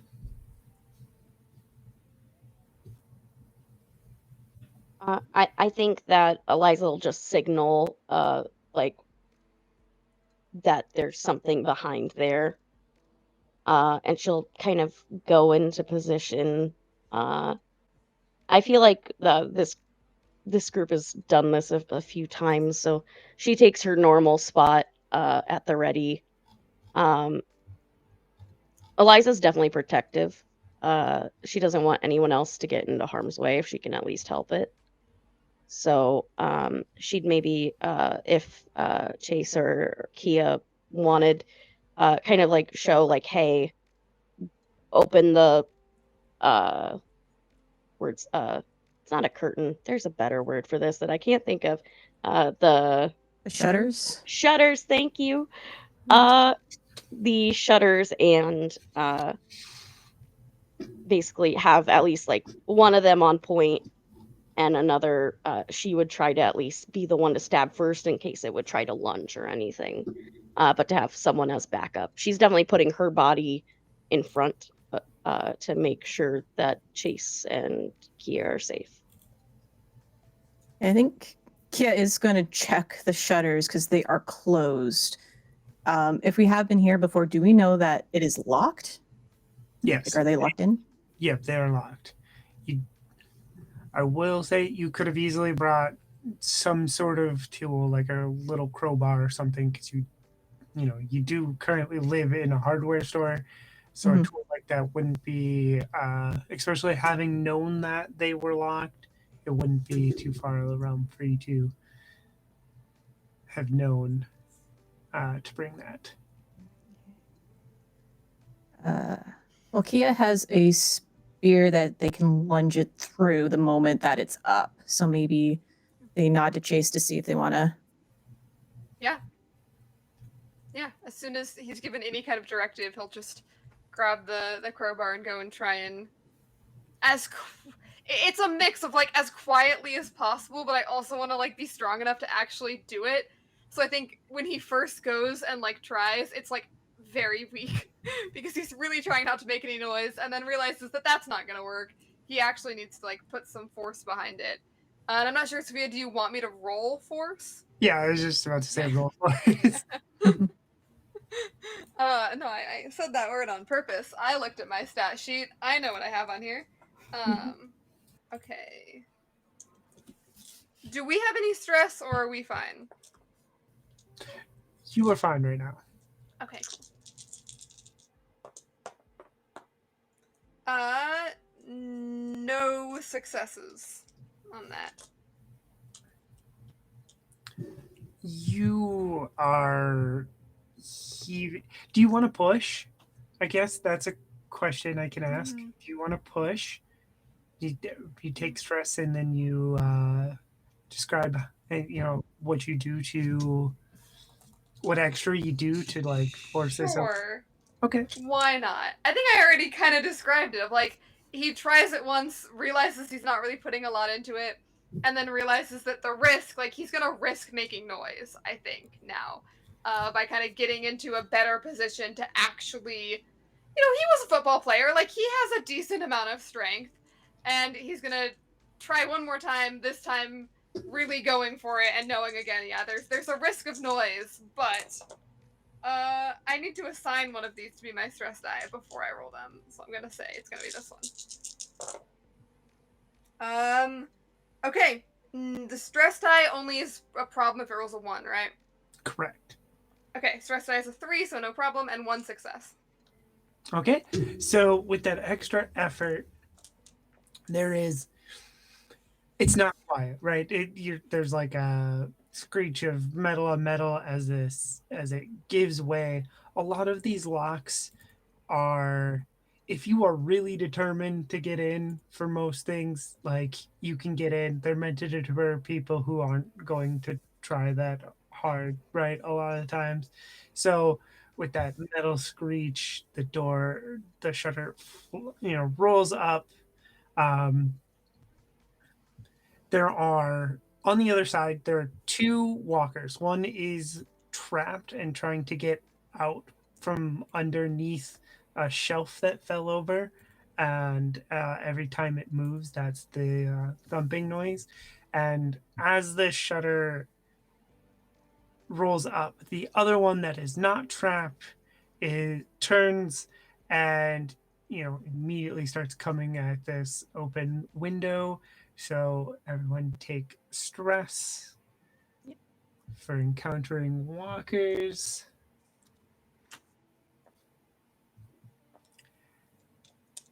And we are going to jump back over to our other group. It's darker here in the shop mart. You get a little bit of light through like the windows in the loading bay and stuff. But you find almost a similar scene, except for there's more like stuff here in the pallets and stuff. But there's also like water and soda coating the floor back here from where some of the stuff broke open. The loading dock itself is pretty. It doesn't have, as far as you can see, any walkers. Did you bring a? Did Cherry bring a flashlight? Might be the question.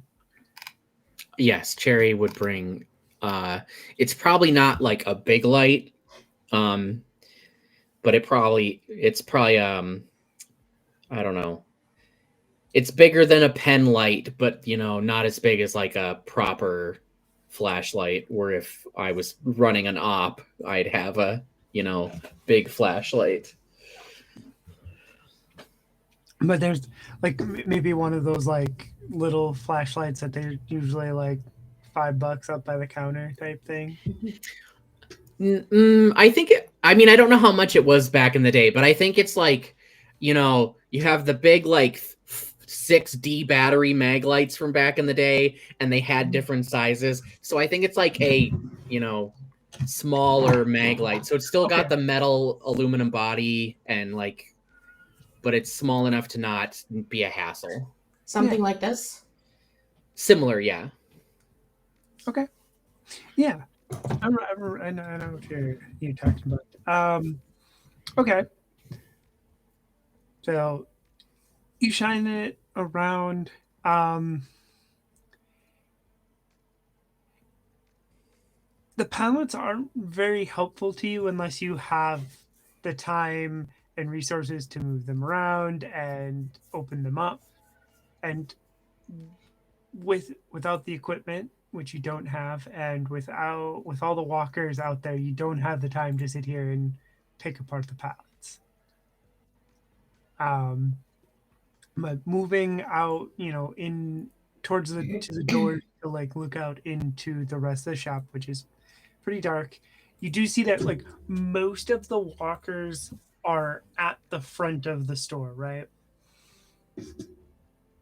Up near the window, because what happens is like they see like y'all go by or whatever, so they get up to the door and they're making noise, and then the others, because they're making noise, so a lot of them are up there.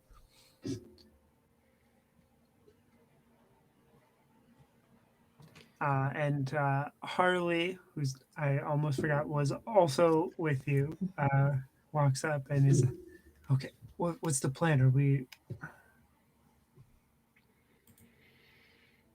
going for this, or are we splitting up to try to find different stuff? What's the deal? Maybe it's a little late to ask, but we're standing right out here, and there's a lot of them walkers up there.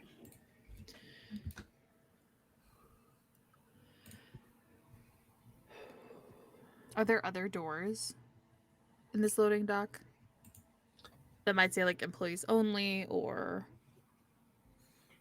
I'll say yeah. Like there's probably like a door that like leads to an office and like maybe a break room back here. And then there's more than one door that leads from the back out into the main store.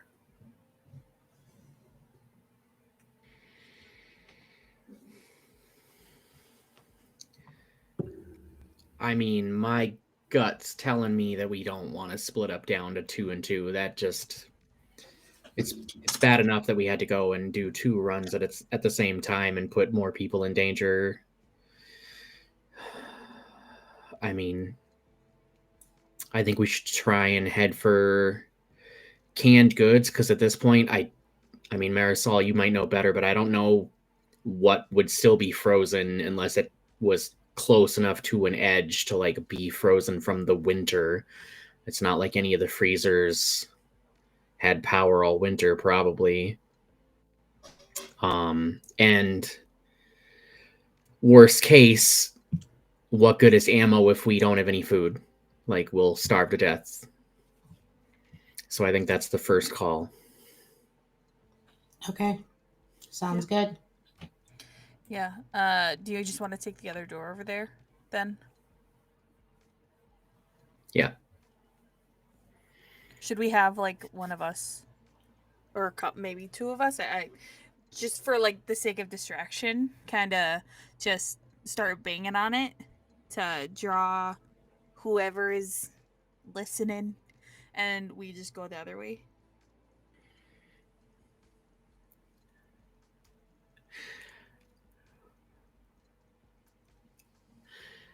I think a distraction is probably a good call, but I think we want them to be farther away from this where this door is going to be.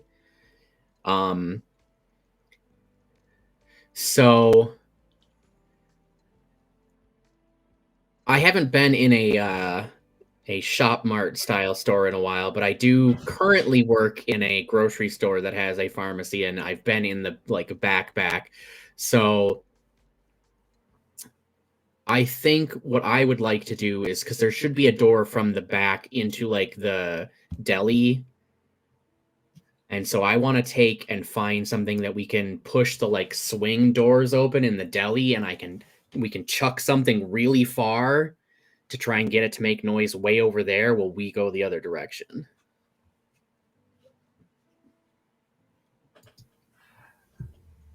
Okay, so Harley, so there's like a bin that was like of like discount stuff that was like going out, you know, but never quite taken out. And Harley looks into it and reaches in and pulls out one of those like monkey type, things where with the with the symbols that makes noise.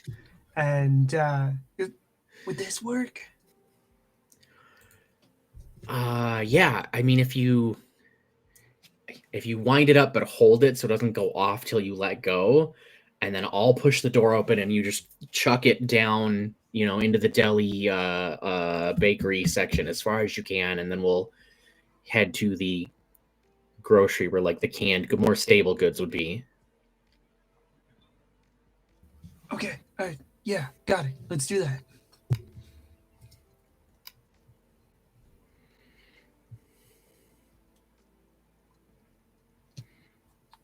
All right. So you get to the door. Harley like gives you a nod, or Harley gives you a nod. Like, okay, I'm ready. Push the door open.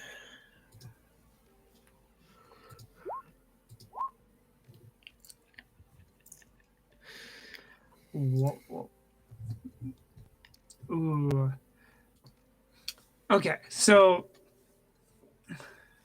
Harley throws this, and it starts making noise, but it doesn't quite go as far as you wanted it to. It bounces off like the deli counter and hits the floor and slides, but you can hear already the walkers, like the noise of the ones up by the door as they like start to turn towards the deli, and you can kind of like watch and see if it's working, but it maybe not quite as well as you wanted it to, because they're not going to be in the position you wanted, right?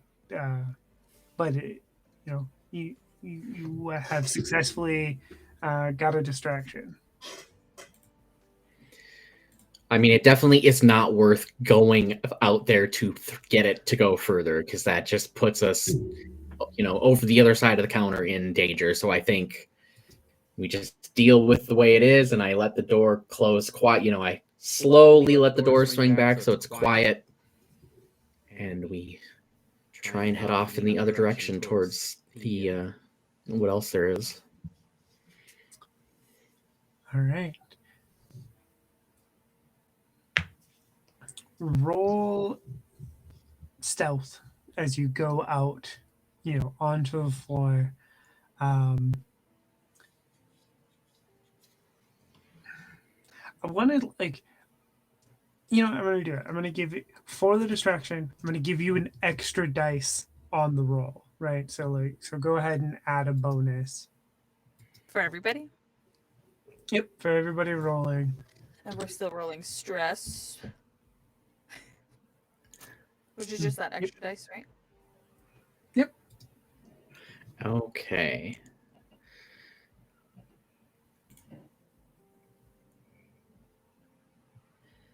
So now the question is, if I have a stress, which is, I guess, technically a penalty, but I also have a bonus for the distraction. How do I tell it?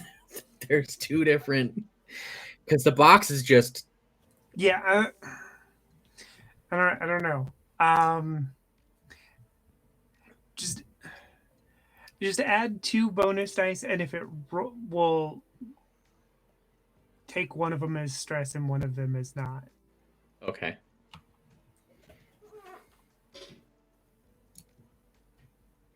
Two successes. Okay, so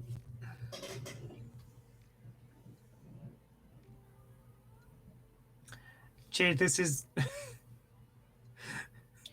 you are leading this mission. You're doing this. Unfortunately,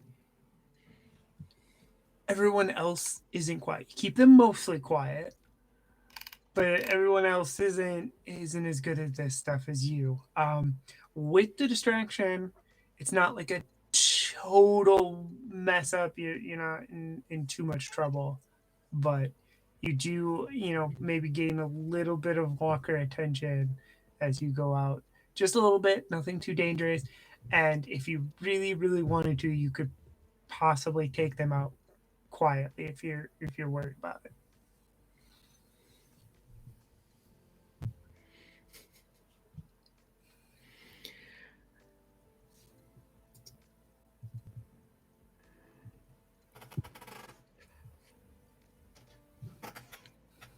I guess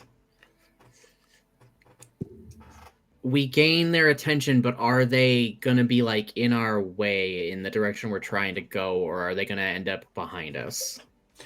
They would end up behind you. Okay.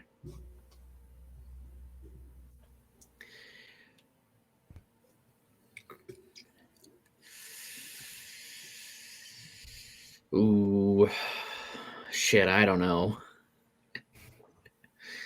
Deborah definitely wants to take them out if you'll let her. I think Charlie, because now that we know like we've got some attention, I think Charlie taps Deb and is like, and points, and then is like, quiet. I try my best. And then I go over and get the ones that I think won't draw attention. Okay. Roll for close combat.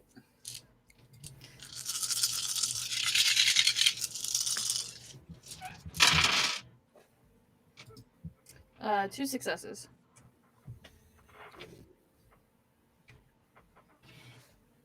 Okay, so that's you have 2 successes here.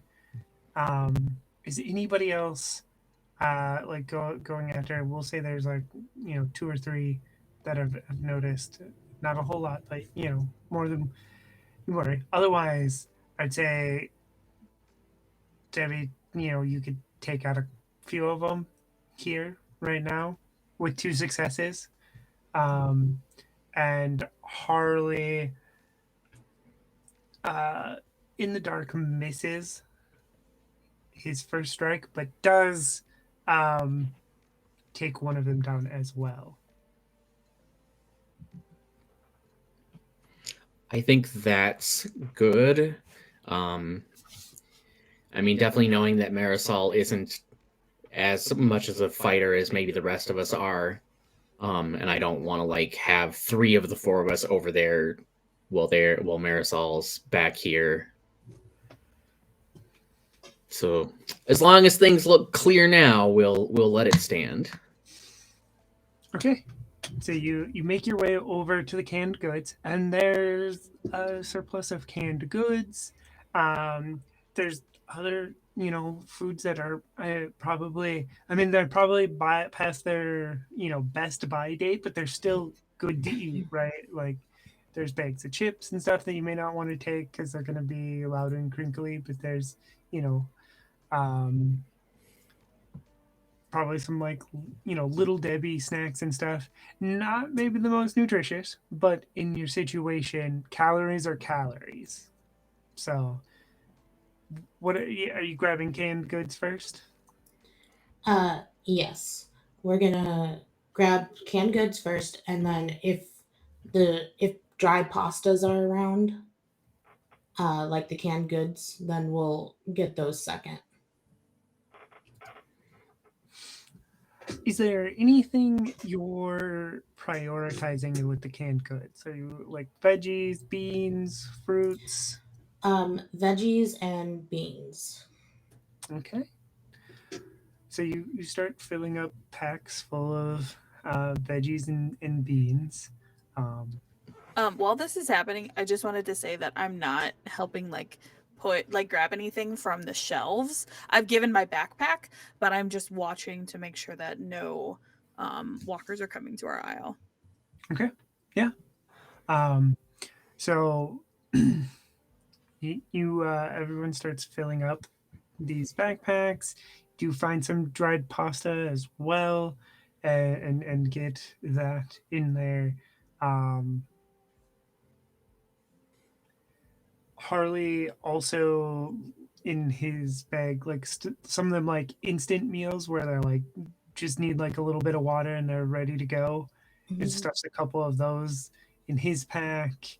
Um, doesn't take much, but you get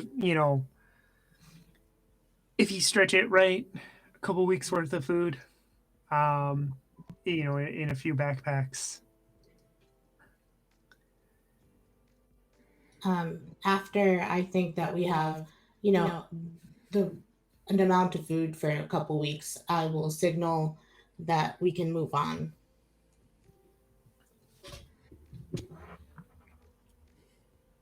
So the question is, Cherry, do you want to risk going for ammo?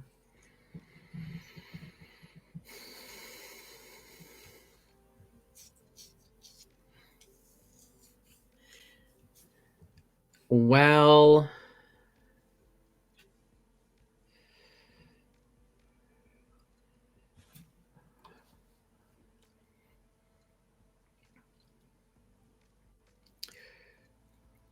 I guess that we didn't put a hard number on it, but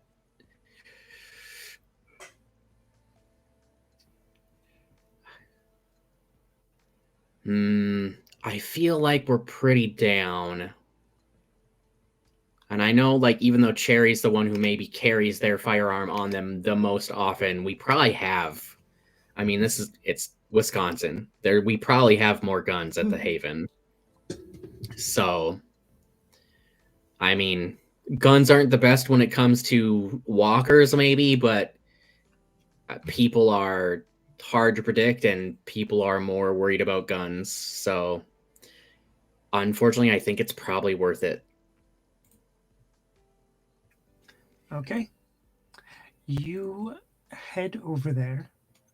Um, Takes a little work, but you avoid the walkers and you get over there. Um, Most everything's locked up,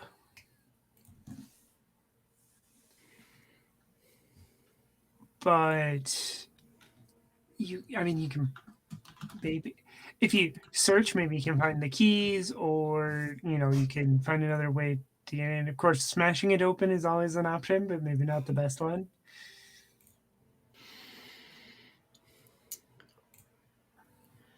Can I, using some of the stuff I have in my vest, my toolbox basically, can I attempt to pick the locks, or at least a lock? Yes. Stealth roll, I guess. I mean, it's maybe the closest. Or I'll give you survival. It's not a super complicated lock or anything, but I think we'll go with survival, just to roll something different than all the stealth we've already done. okay.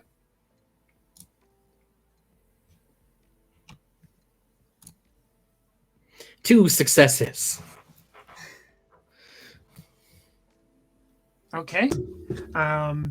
It takes a little bit. You can't really see the lock in the dark. Is it like, I'm sure you're trying to get somebody to hold the flashlight and stuff, but it's hard to see. I put it in my mouth. Pretty well, yeah. But it takes a little work, but you get it open and you quietly slide the little glass case open. There's all kinds of ammo, rifles, handgun, shotgun, whatever you want to grab. There's even a few guns there if you want to try to carry those out too. I think for sure we're gonna take like we probably need some 28 gauge shotgun. That's one of the most common. We're gonna need 5.56 for my assault rifle specifically. Some 9mm because that's the most common for handguns. I might, if they have some. I don't know that we're gonna take any more long guns because they're so hard to carry. But like if they have, oh god, some revolvers might be nice because they don't jam the way modern handguns do. That would be good. And basically I think of what I have on me and what's at the Haven as far as firearms, and I make sure we have at least a box, if not preferably like 2 or more for like each firearm. Okay. Yeah. Easy enough. You gotta be careful because now, like, if you move your bag too much, it rattles a little bit. But you are good to start heading back towards the door. We are going Can you give me can I have a handgun, please? I don't have one. I mean, Please. you can grab one. I mean, Oh no, I mean, I'm fully talking to Cherry, and I'm like, can I please have a handgun, please? Like I haven't had like my long gun for a while. Probably halfway through Wisconsin, like Wausau area, I like lost it. We're gonna take everything. We're putting everything in my bag for now. When we get back, we'll take a look at everything. It probably needs to be cleaned and oiled, and you know. Okay, I hear you. It's they don't store them loaded in the case. Yeah, I just wanted it in my pocket. It just kind of feels nice. You know, we'll talk about this later. While this conversation's happening, Marisol's keeping an eye out for any walkers, just to make sure none of them sneak up on us while we're here. Okay. We're going to jump over to the other group real quick. You have one walker towards Chase. Who reacts and who reacts first? I guess that's the question. I think Eliza and Kia were both prepared to go at the same time. Mm-hmm. Okay. Yeah, I think unfortunately Chase had like both hands on the crowbar by the end there. So he's not I mean, the crowbar is a weapon, but he's not holding his knife, so. So, yeah, both make a roll at the same time then, and see who's successful.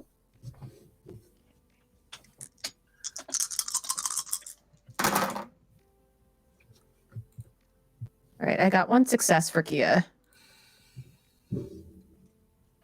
1 success for Eliza. Okay. Do you both go after the untrapped zombie? Yes. Mm-hmm. Okay, so you both hit it. What does that look like? What do you think it looks like?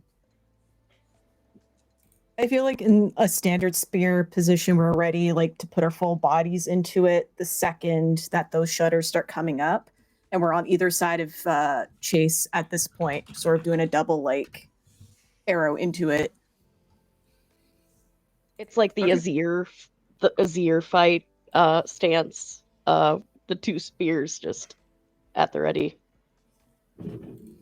Okay. Yeah, that's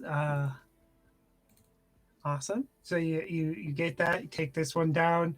I mean, the way the other zombies just trapped there. So, did somebody jump over the counter and take care of that one real quick? I guess Kia can go in. They're pretty like small, so they're able to just slip through whatever opening Chase was able to get. Yeah, that would be a bit of a shimmy job for Eliza. So, yeah, Kia probably gets there way before like Eliza's even thinking of like, okay, I got to get the one leg up, and then oh, okay, Kia's already inside. Yeah. And then, Okay. and this one, you don't need a roll for this one because I mean it's trapped, so you can just walk up and stab it. Do you and unlock some doors, let people into the back here? Yeah. All right. So, Eliza, you start finding medications. Do you just look for what's on your list, or do you also add like, oh, you're grabbing some antibiotics and stuff while you're here? Okay. Yeah, Yeah. I'm going for sure what's on the list first, and then after that, the other useful things that are available. So yeah, antibiotics. I think she's also looking for painkillers, anything that could help, like any palliative items as well. And also she'd be looking for potassium supplements, magnesium supplements, and she'd also want to see if they have any like of those like iodized salts, big ones that you can find in the actual like food section of Okay. the store. Um, yeah. So I mean, you find everything you need. It takes you the hardest, I think, maybe to find is the tea gel that you need, but everything else you find, you get it, um, get it into your bags, and then as you're backtracking out, you stop and you find a couple big containers of salt. Um, is there anything else anyone is looking for, hoping to grab while you are in this Walgreens?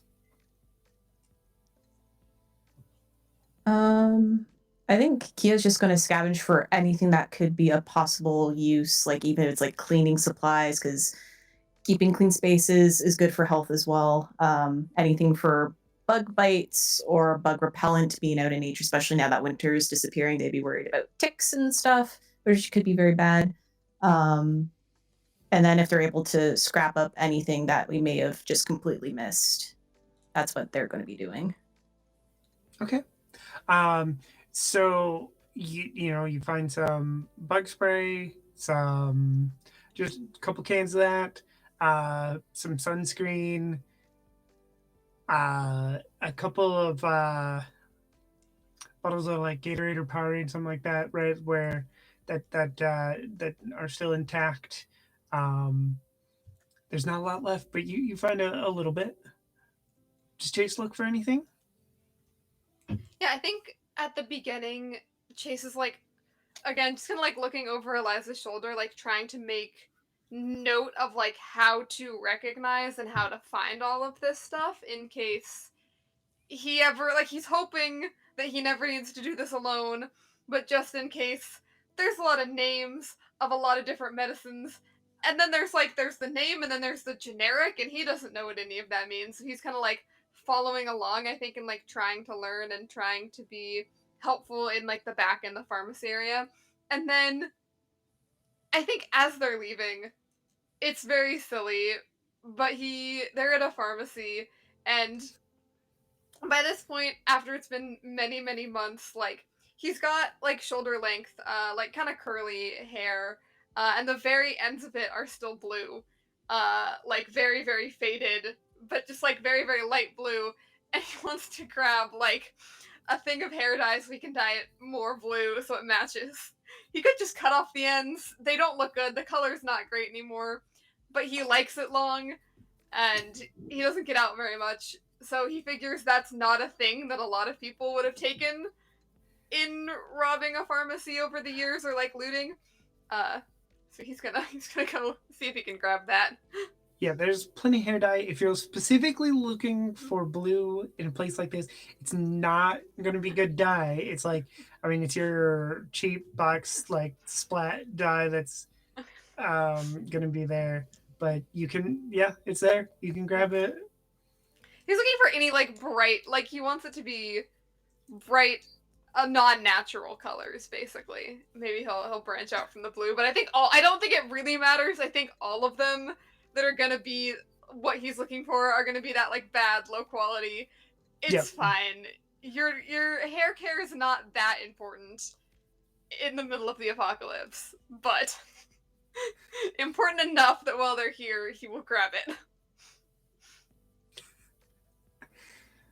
Yep. All right. Yeah. So you grab Oh. that.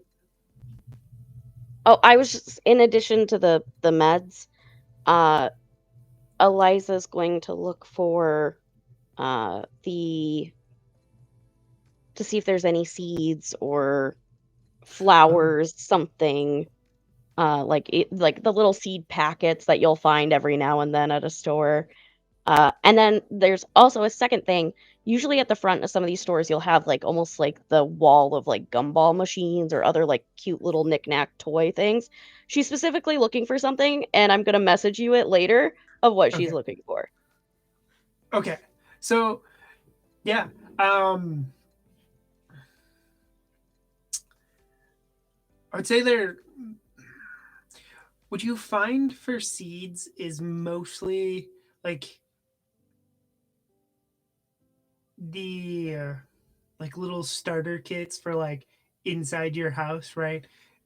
Because it was August when everything went down. There's not like a lot of fresh seeds here in a Walgreens, but they have like a little starter kit for you to like a start a little tomato in the house in the window or some strawberries or something. I'll take it. Anything to like try and give Cherry a smile or something to brighten their day. Uh, Even if it's not perfect, I think just finding like that little thing um, is what she's going for. Okay, okay, yeah, and knickknack stuff. A lot of that stuff's still there because it's not super useful. Unless you're looking for a little bit of joy or something. A lot of the candy and stuff is gone, but like some of like the really bad stuff, like circus peanuts and stuff, is probably still there. Um, and if that is everything, y'all head out. You can get in the golf cart and head home, having had a successful mission. And we go back to the other group in the shop mart.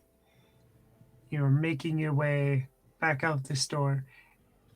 It's pretty clear. Like as you're leaving, like there's We need to make sure we get those walkie-talkies. yes. Which probably camping's probably near the firearms, so it shouldn't be too hard. Yes. You can grab.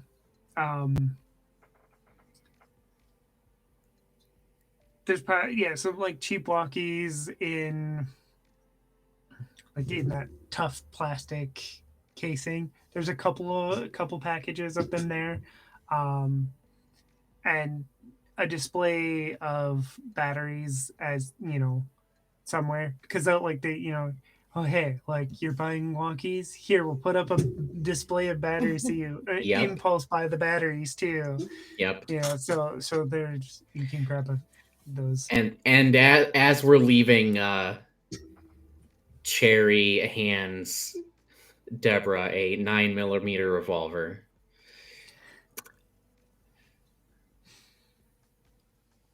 This won't jam on you. Thank you.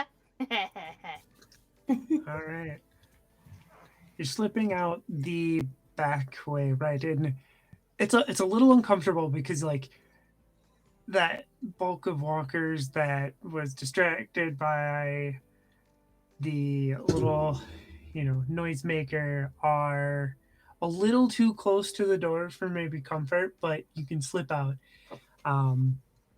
And you get out that back door, and as you do,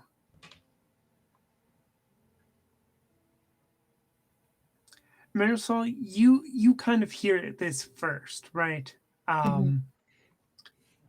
You hear somewhat feminine voice, yelling help, and then like, "Oh God, Alex, no!" And then you hear running footsteps nearby the this back door. I'm going to like make not a loud noise, but like a like I'm surprised, and I'm gonna like wave to get everyone else's attention that I heard something.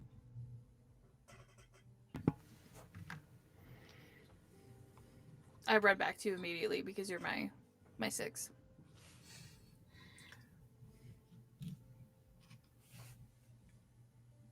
Well, so, and this sounds like it's happening outside, um, where you're already heading. Do you wait? Do you head out there to see what's going on? Marisol would like to head out there because she doesn't think that it's one of the walkers because they don't really talk anymore. So she's worried about someone being hurt. So she's gonna like aggressively try to get out and bring everyone with her quickly. Okay. You go up to the store, and you see young girl about 19, sort of running um, down the road behind the shop mart, um, pursued by some walkers.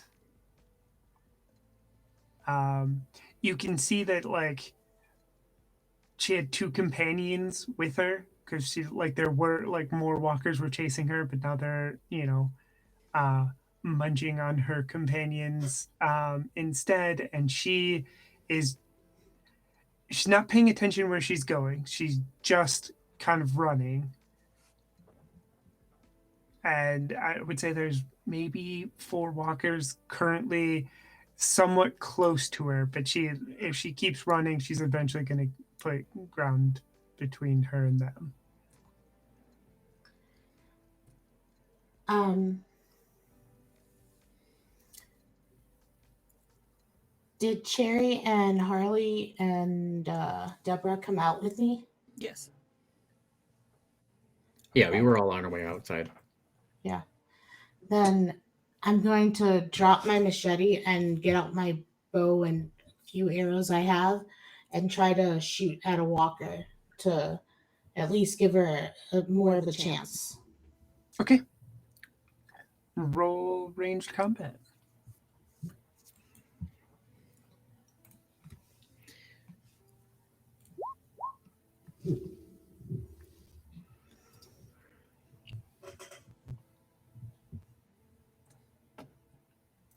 No successes. Okay. So it's you just it's not even a bad shot. It's just that walkers tend to lurch a lot, and you just miss by a little bit. Upon seeing Marisol doing that, I would like to try. I'm going to run away from the other 3 and make as much noise as I possibly can to get the walkers that are following this other person, the 19-year-old, to see if I can get them to attack me, basically. Okay. If you're making noise, you're gonna draw some attention. Yep. So that happens. You also get her attention as soon as you like start making noise. Um, I'm just going to like wave like away from me if I make eye contact. what is Cherry gonna do?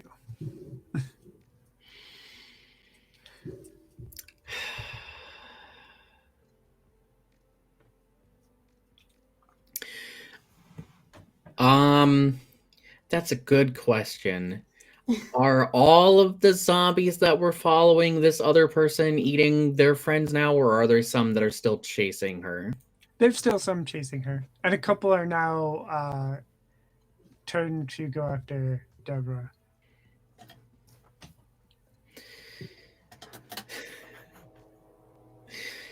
Well,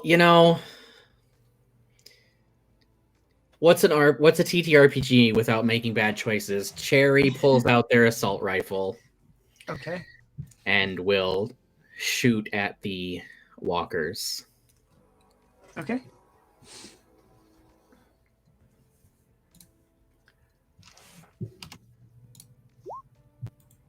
Five successes. Ooh. Wow. Okay, that is a lot of Oh successes. my gosh. You start shooting, and you just start dropping all of these walkers. I mean, the easy ones are the ones that are, getting hit by a train right now. It is loud though. Like a Scar assault rifle is loud. Crack, crack, crack, crack. Which creates another problem. You take out all these other walkers, but as everyone is focused forward, we'll say 3 zombies spill out the door you just left. Just to start, 3. Have We it. need to get moving. Yes, you do. No, like I say that to. We need to get moving.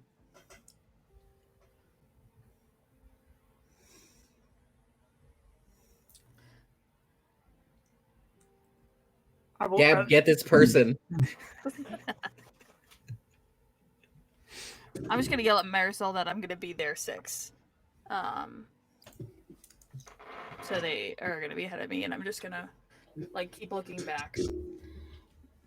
Marisol is going to reach down to try to grab her machete before she starts running.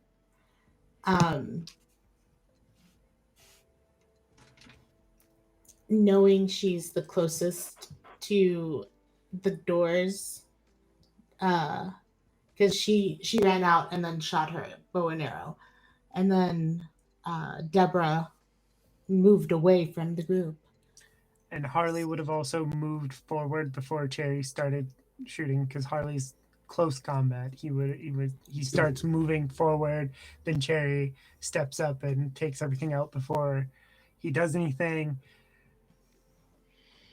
That split second hesitation, one of the walkers spilling out of the door stumbles and falls down the stairs, landing atop Marisol. And before anybody else can react, it bites Marisol.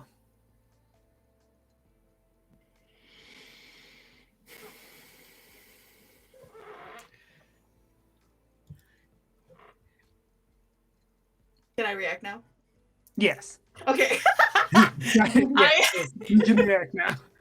I'm still running and trying to either get the walker off of Marisol or killing it and then pulling it off. Yeah, I think while that's happening too, Cherry looks at Harley and is like, Harley, get the girl, like the new person, and also turns to try and help with Marisol. Okay.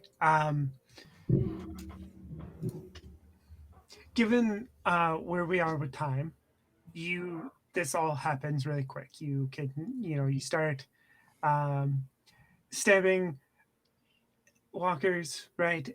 You get these ones. You can help Marisol up. Harley grabs this girl, sort of not roughly, but has her by the arm and is like pulling her along. I'm assuming you're beelining it for the hardware store. Yep. I'd also like to be carrying Marisol on my back, and then I'm going to give Cherry my bag. Okay. Okay. You do this. The others aren't quite back yet with the golf cart. It's just a little bit farther to go. But you, without any more event, get back to the hardware store. Burst into the door with Marisol. Um, Marley is there, and I mean, ER nurse reaction is you burst through this door. She's up. She's ready to go. Trying to figure out what she can do to help Marisol and all of that. Yeah, and we come through those doors, and Charlie immediately is like, gee, being like, barricade the door, watch out for the others, they should be here soon. Immediately turning like,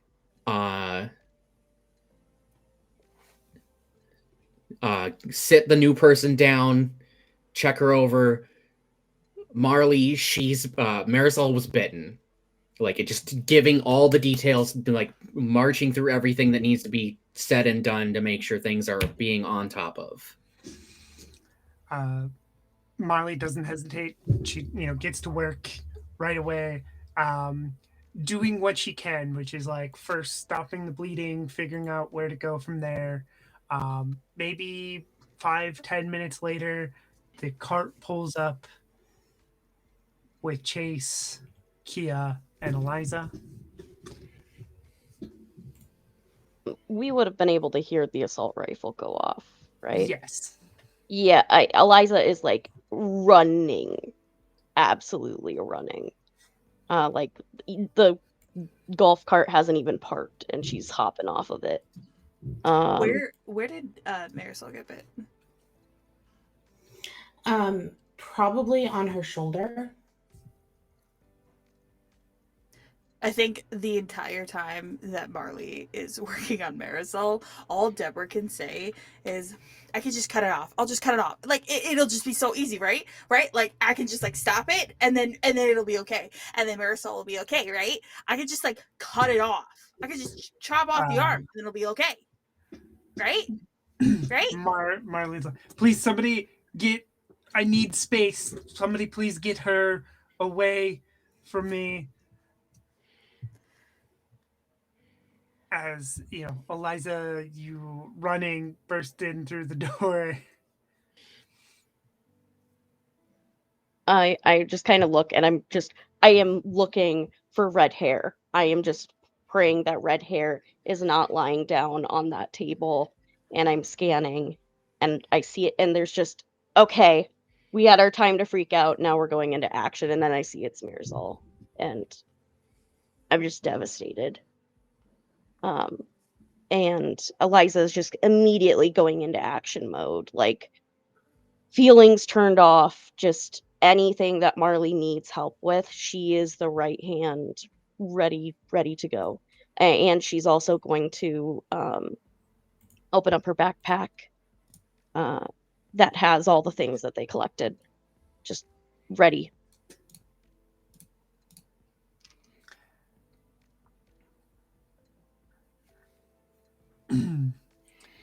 So, it takes a little bit of time. You get Marisol patched up as much as possible, but there's not a whole lot you can do. I mean, the antibiotics and stuff you got, you wouldn't know if antibiotics would work, but the ones you have aren't going to be strong enough anyways. You don't have the medical equipment to deal with this. Even if it was, the arm, you just don't. So we find ourselves half an hour later, things have stabilized a little bit. This is sort of a quick discussion that we're going to have here. And this comes down to Kia, because I believe you're going to offer to make a bigger run for some better medical equipment to handle the situation. Yeah, I think with now there is speed that we desperately need, and going in a big, like even a group of three is just going to be too slow. And Kia is fast; they can even move without the cart. So seeing that we're already now just going through the supplies we just got, we're going to be out before long. So Kia just sort of pulls Eliza to the side. But probably still everyone can hear the whispered conversation. Like, I know we're going to need more than this. We just burned through everything we got. And we depleted our main supply, so I'm going to try and go for a bigger place. Oh, okay. And she's going to say this so softly that hopefully not everyone can hear. You need to say goodbye, okay? Yeah, there is a haunted look in Kia's eyes, like a knowing of something, but trying to hang on to something else. So they just nod and go over to Marisol.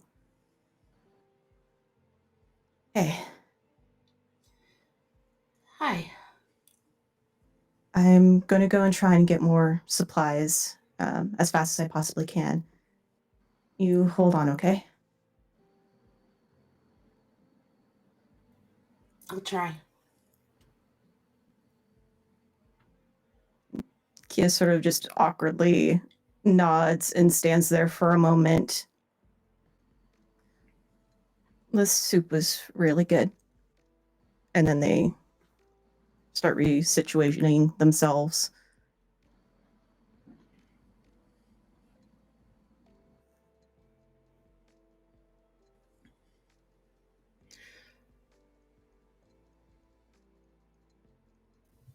I think while that's all happening and Kia's getting ready, Charlie takes one of the handguns they just got and loads up a single mag and makes sure it's ready to go.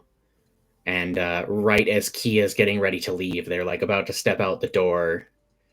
Cherry stops them for just a second.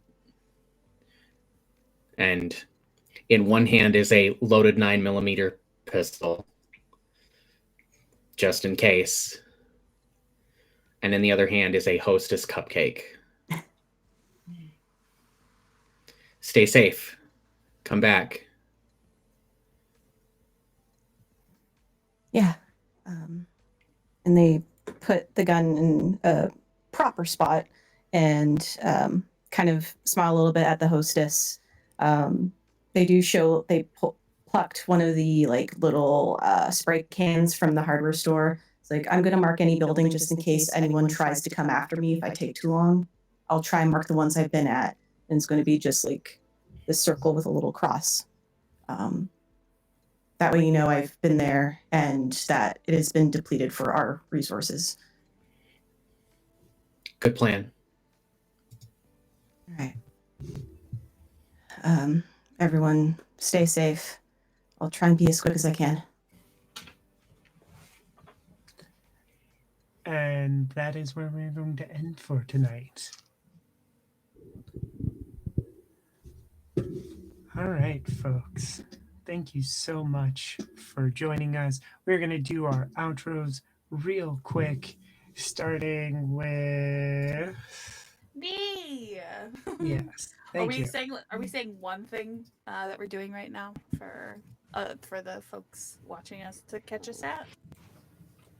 Yeah, yeah. Just say where people can find you and what else you're doing. Sweet. Hi everybody. My name is Merm. I've been playing Deborah, our good old bloodthirsty little one from Northeast Wisconsin. You can find me on Blue Sky at Murm with the R's. That is Murm. That is Mirrrm. I post poetry. I post all the things that I'm doing. And then you can also catch me tomorrow on the Tabletop Misfits channel, where I'm playing the Yellow Ranger in a Guardians of the Grid Power Rangers TTRPG campaign. Yeah, that's me. All right, I believe it's me if I'm reading the order right. Hi, everybody. My name is Natalie, and I was playing Kia, our scrap little person that's now off on their solo adventure. So we'll see how successful they are if they return. You can find me on Blue Sky mainly as Ghost Candle, where I do art and I'm an actual play performer. So you can find me fluttering about various tables, though I am also in school for game design. So you'll probably see me posting about what I'm learning in school. But otherwise, the only other current thing I have going on is you'll catch me tomorrow night with Vault Companions. We are playing a D&D, but Hades version of D&D, aka the video game Hades, where I'm playing the goddess Psyche. And we're going to be dying a lot, just like we do in the game. So go check that out because we've got lots of awesome things there. But yeah, I think that's for me. I think that is me up next. Hi, everybody. I'm Mary. My pronouns are she, her. I have been playing Eliza this evening, our medic. Where you can find me online at the Nerd on Wheels, where I chat about disability, storytelling, and all the above.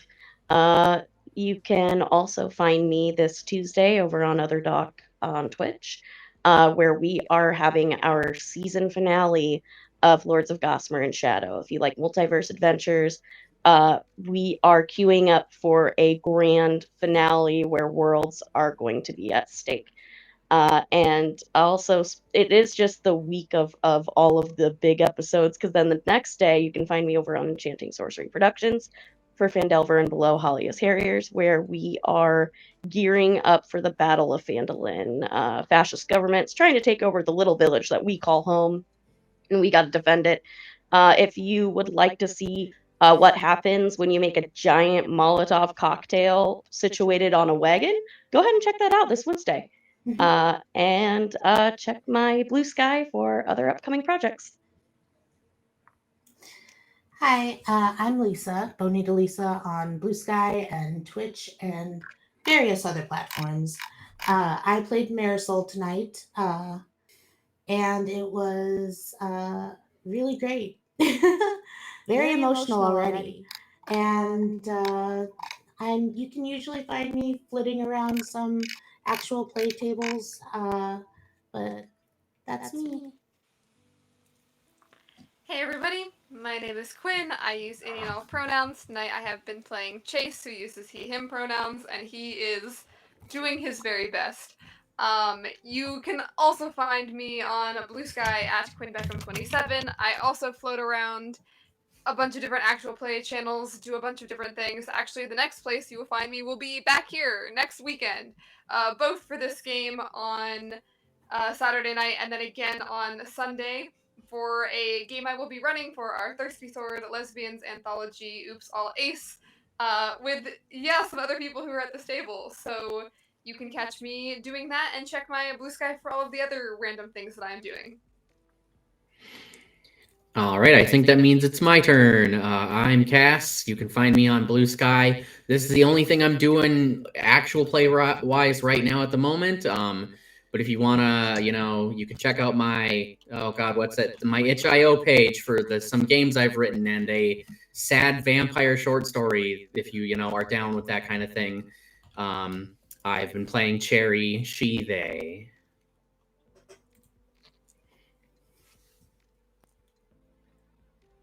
Oh, hey. I suppose that is me. Hi, everyone. I am Sophia Olivia Scott.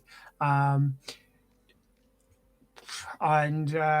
Blue Sky, at Nerdy Teddy. I also sometimes do random channels and stuff. I am not appearing anywhere else currently, but check out Blue Sky for details on stuff when it's coming out, when it's happening. as for Nerds with Dice, Wednesday is the first episode of our new Skies Above game. It'll be a interesting little two-shot, and you can check out Skies Above as they are. I believe it should have launched already. Launching a Kickstarter to get the next version of the game out. So go check that out and see.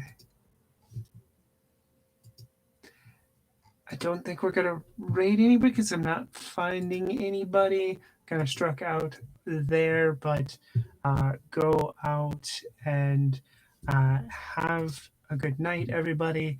Take care of yourselves, and we will see you next week. Bye.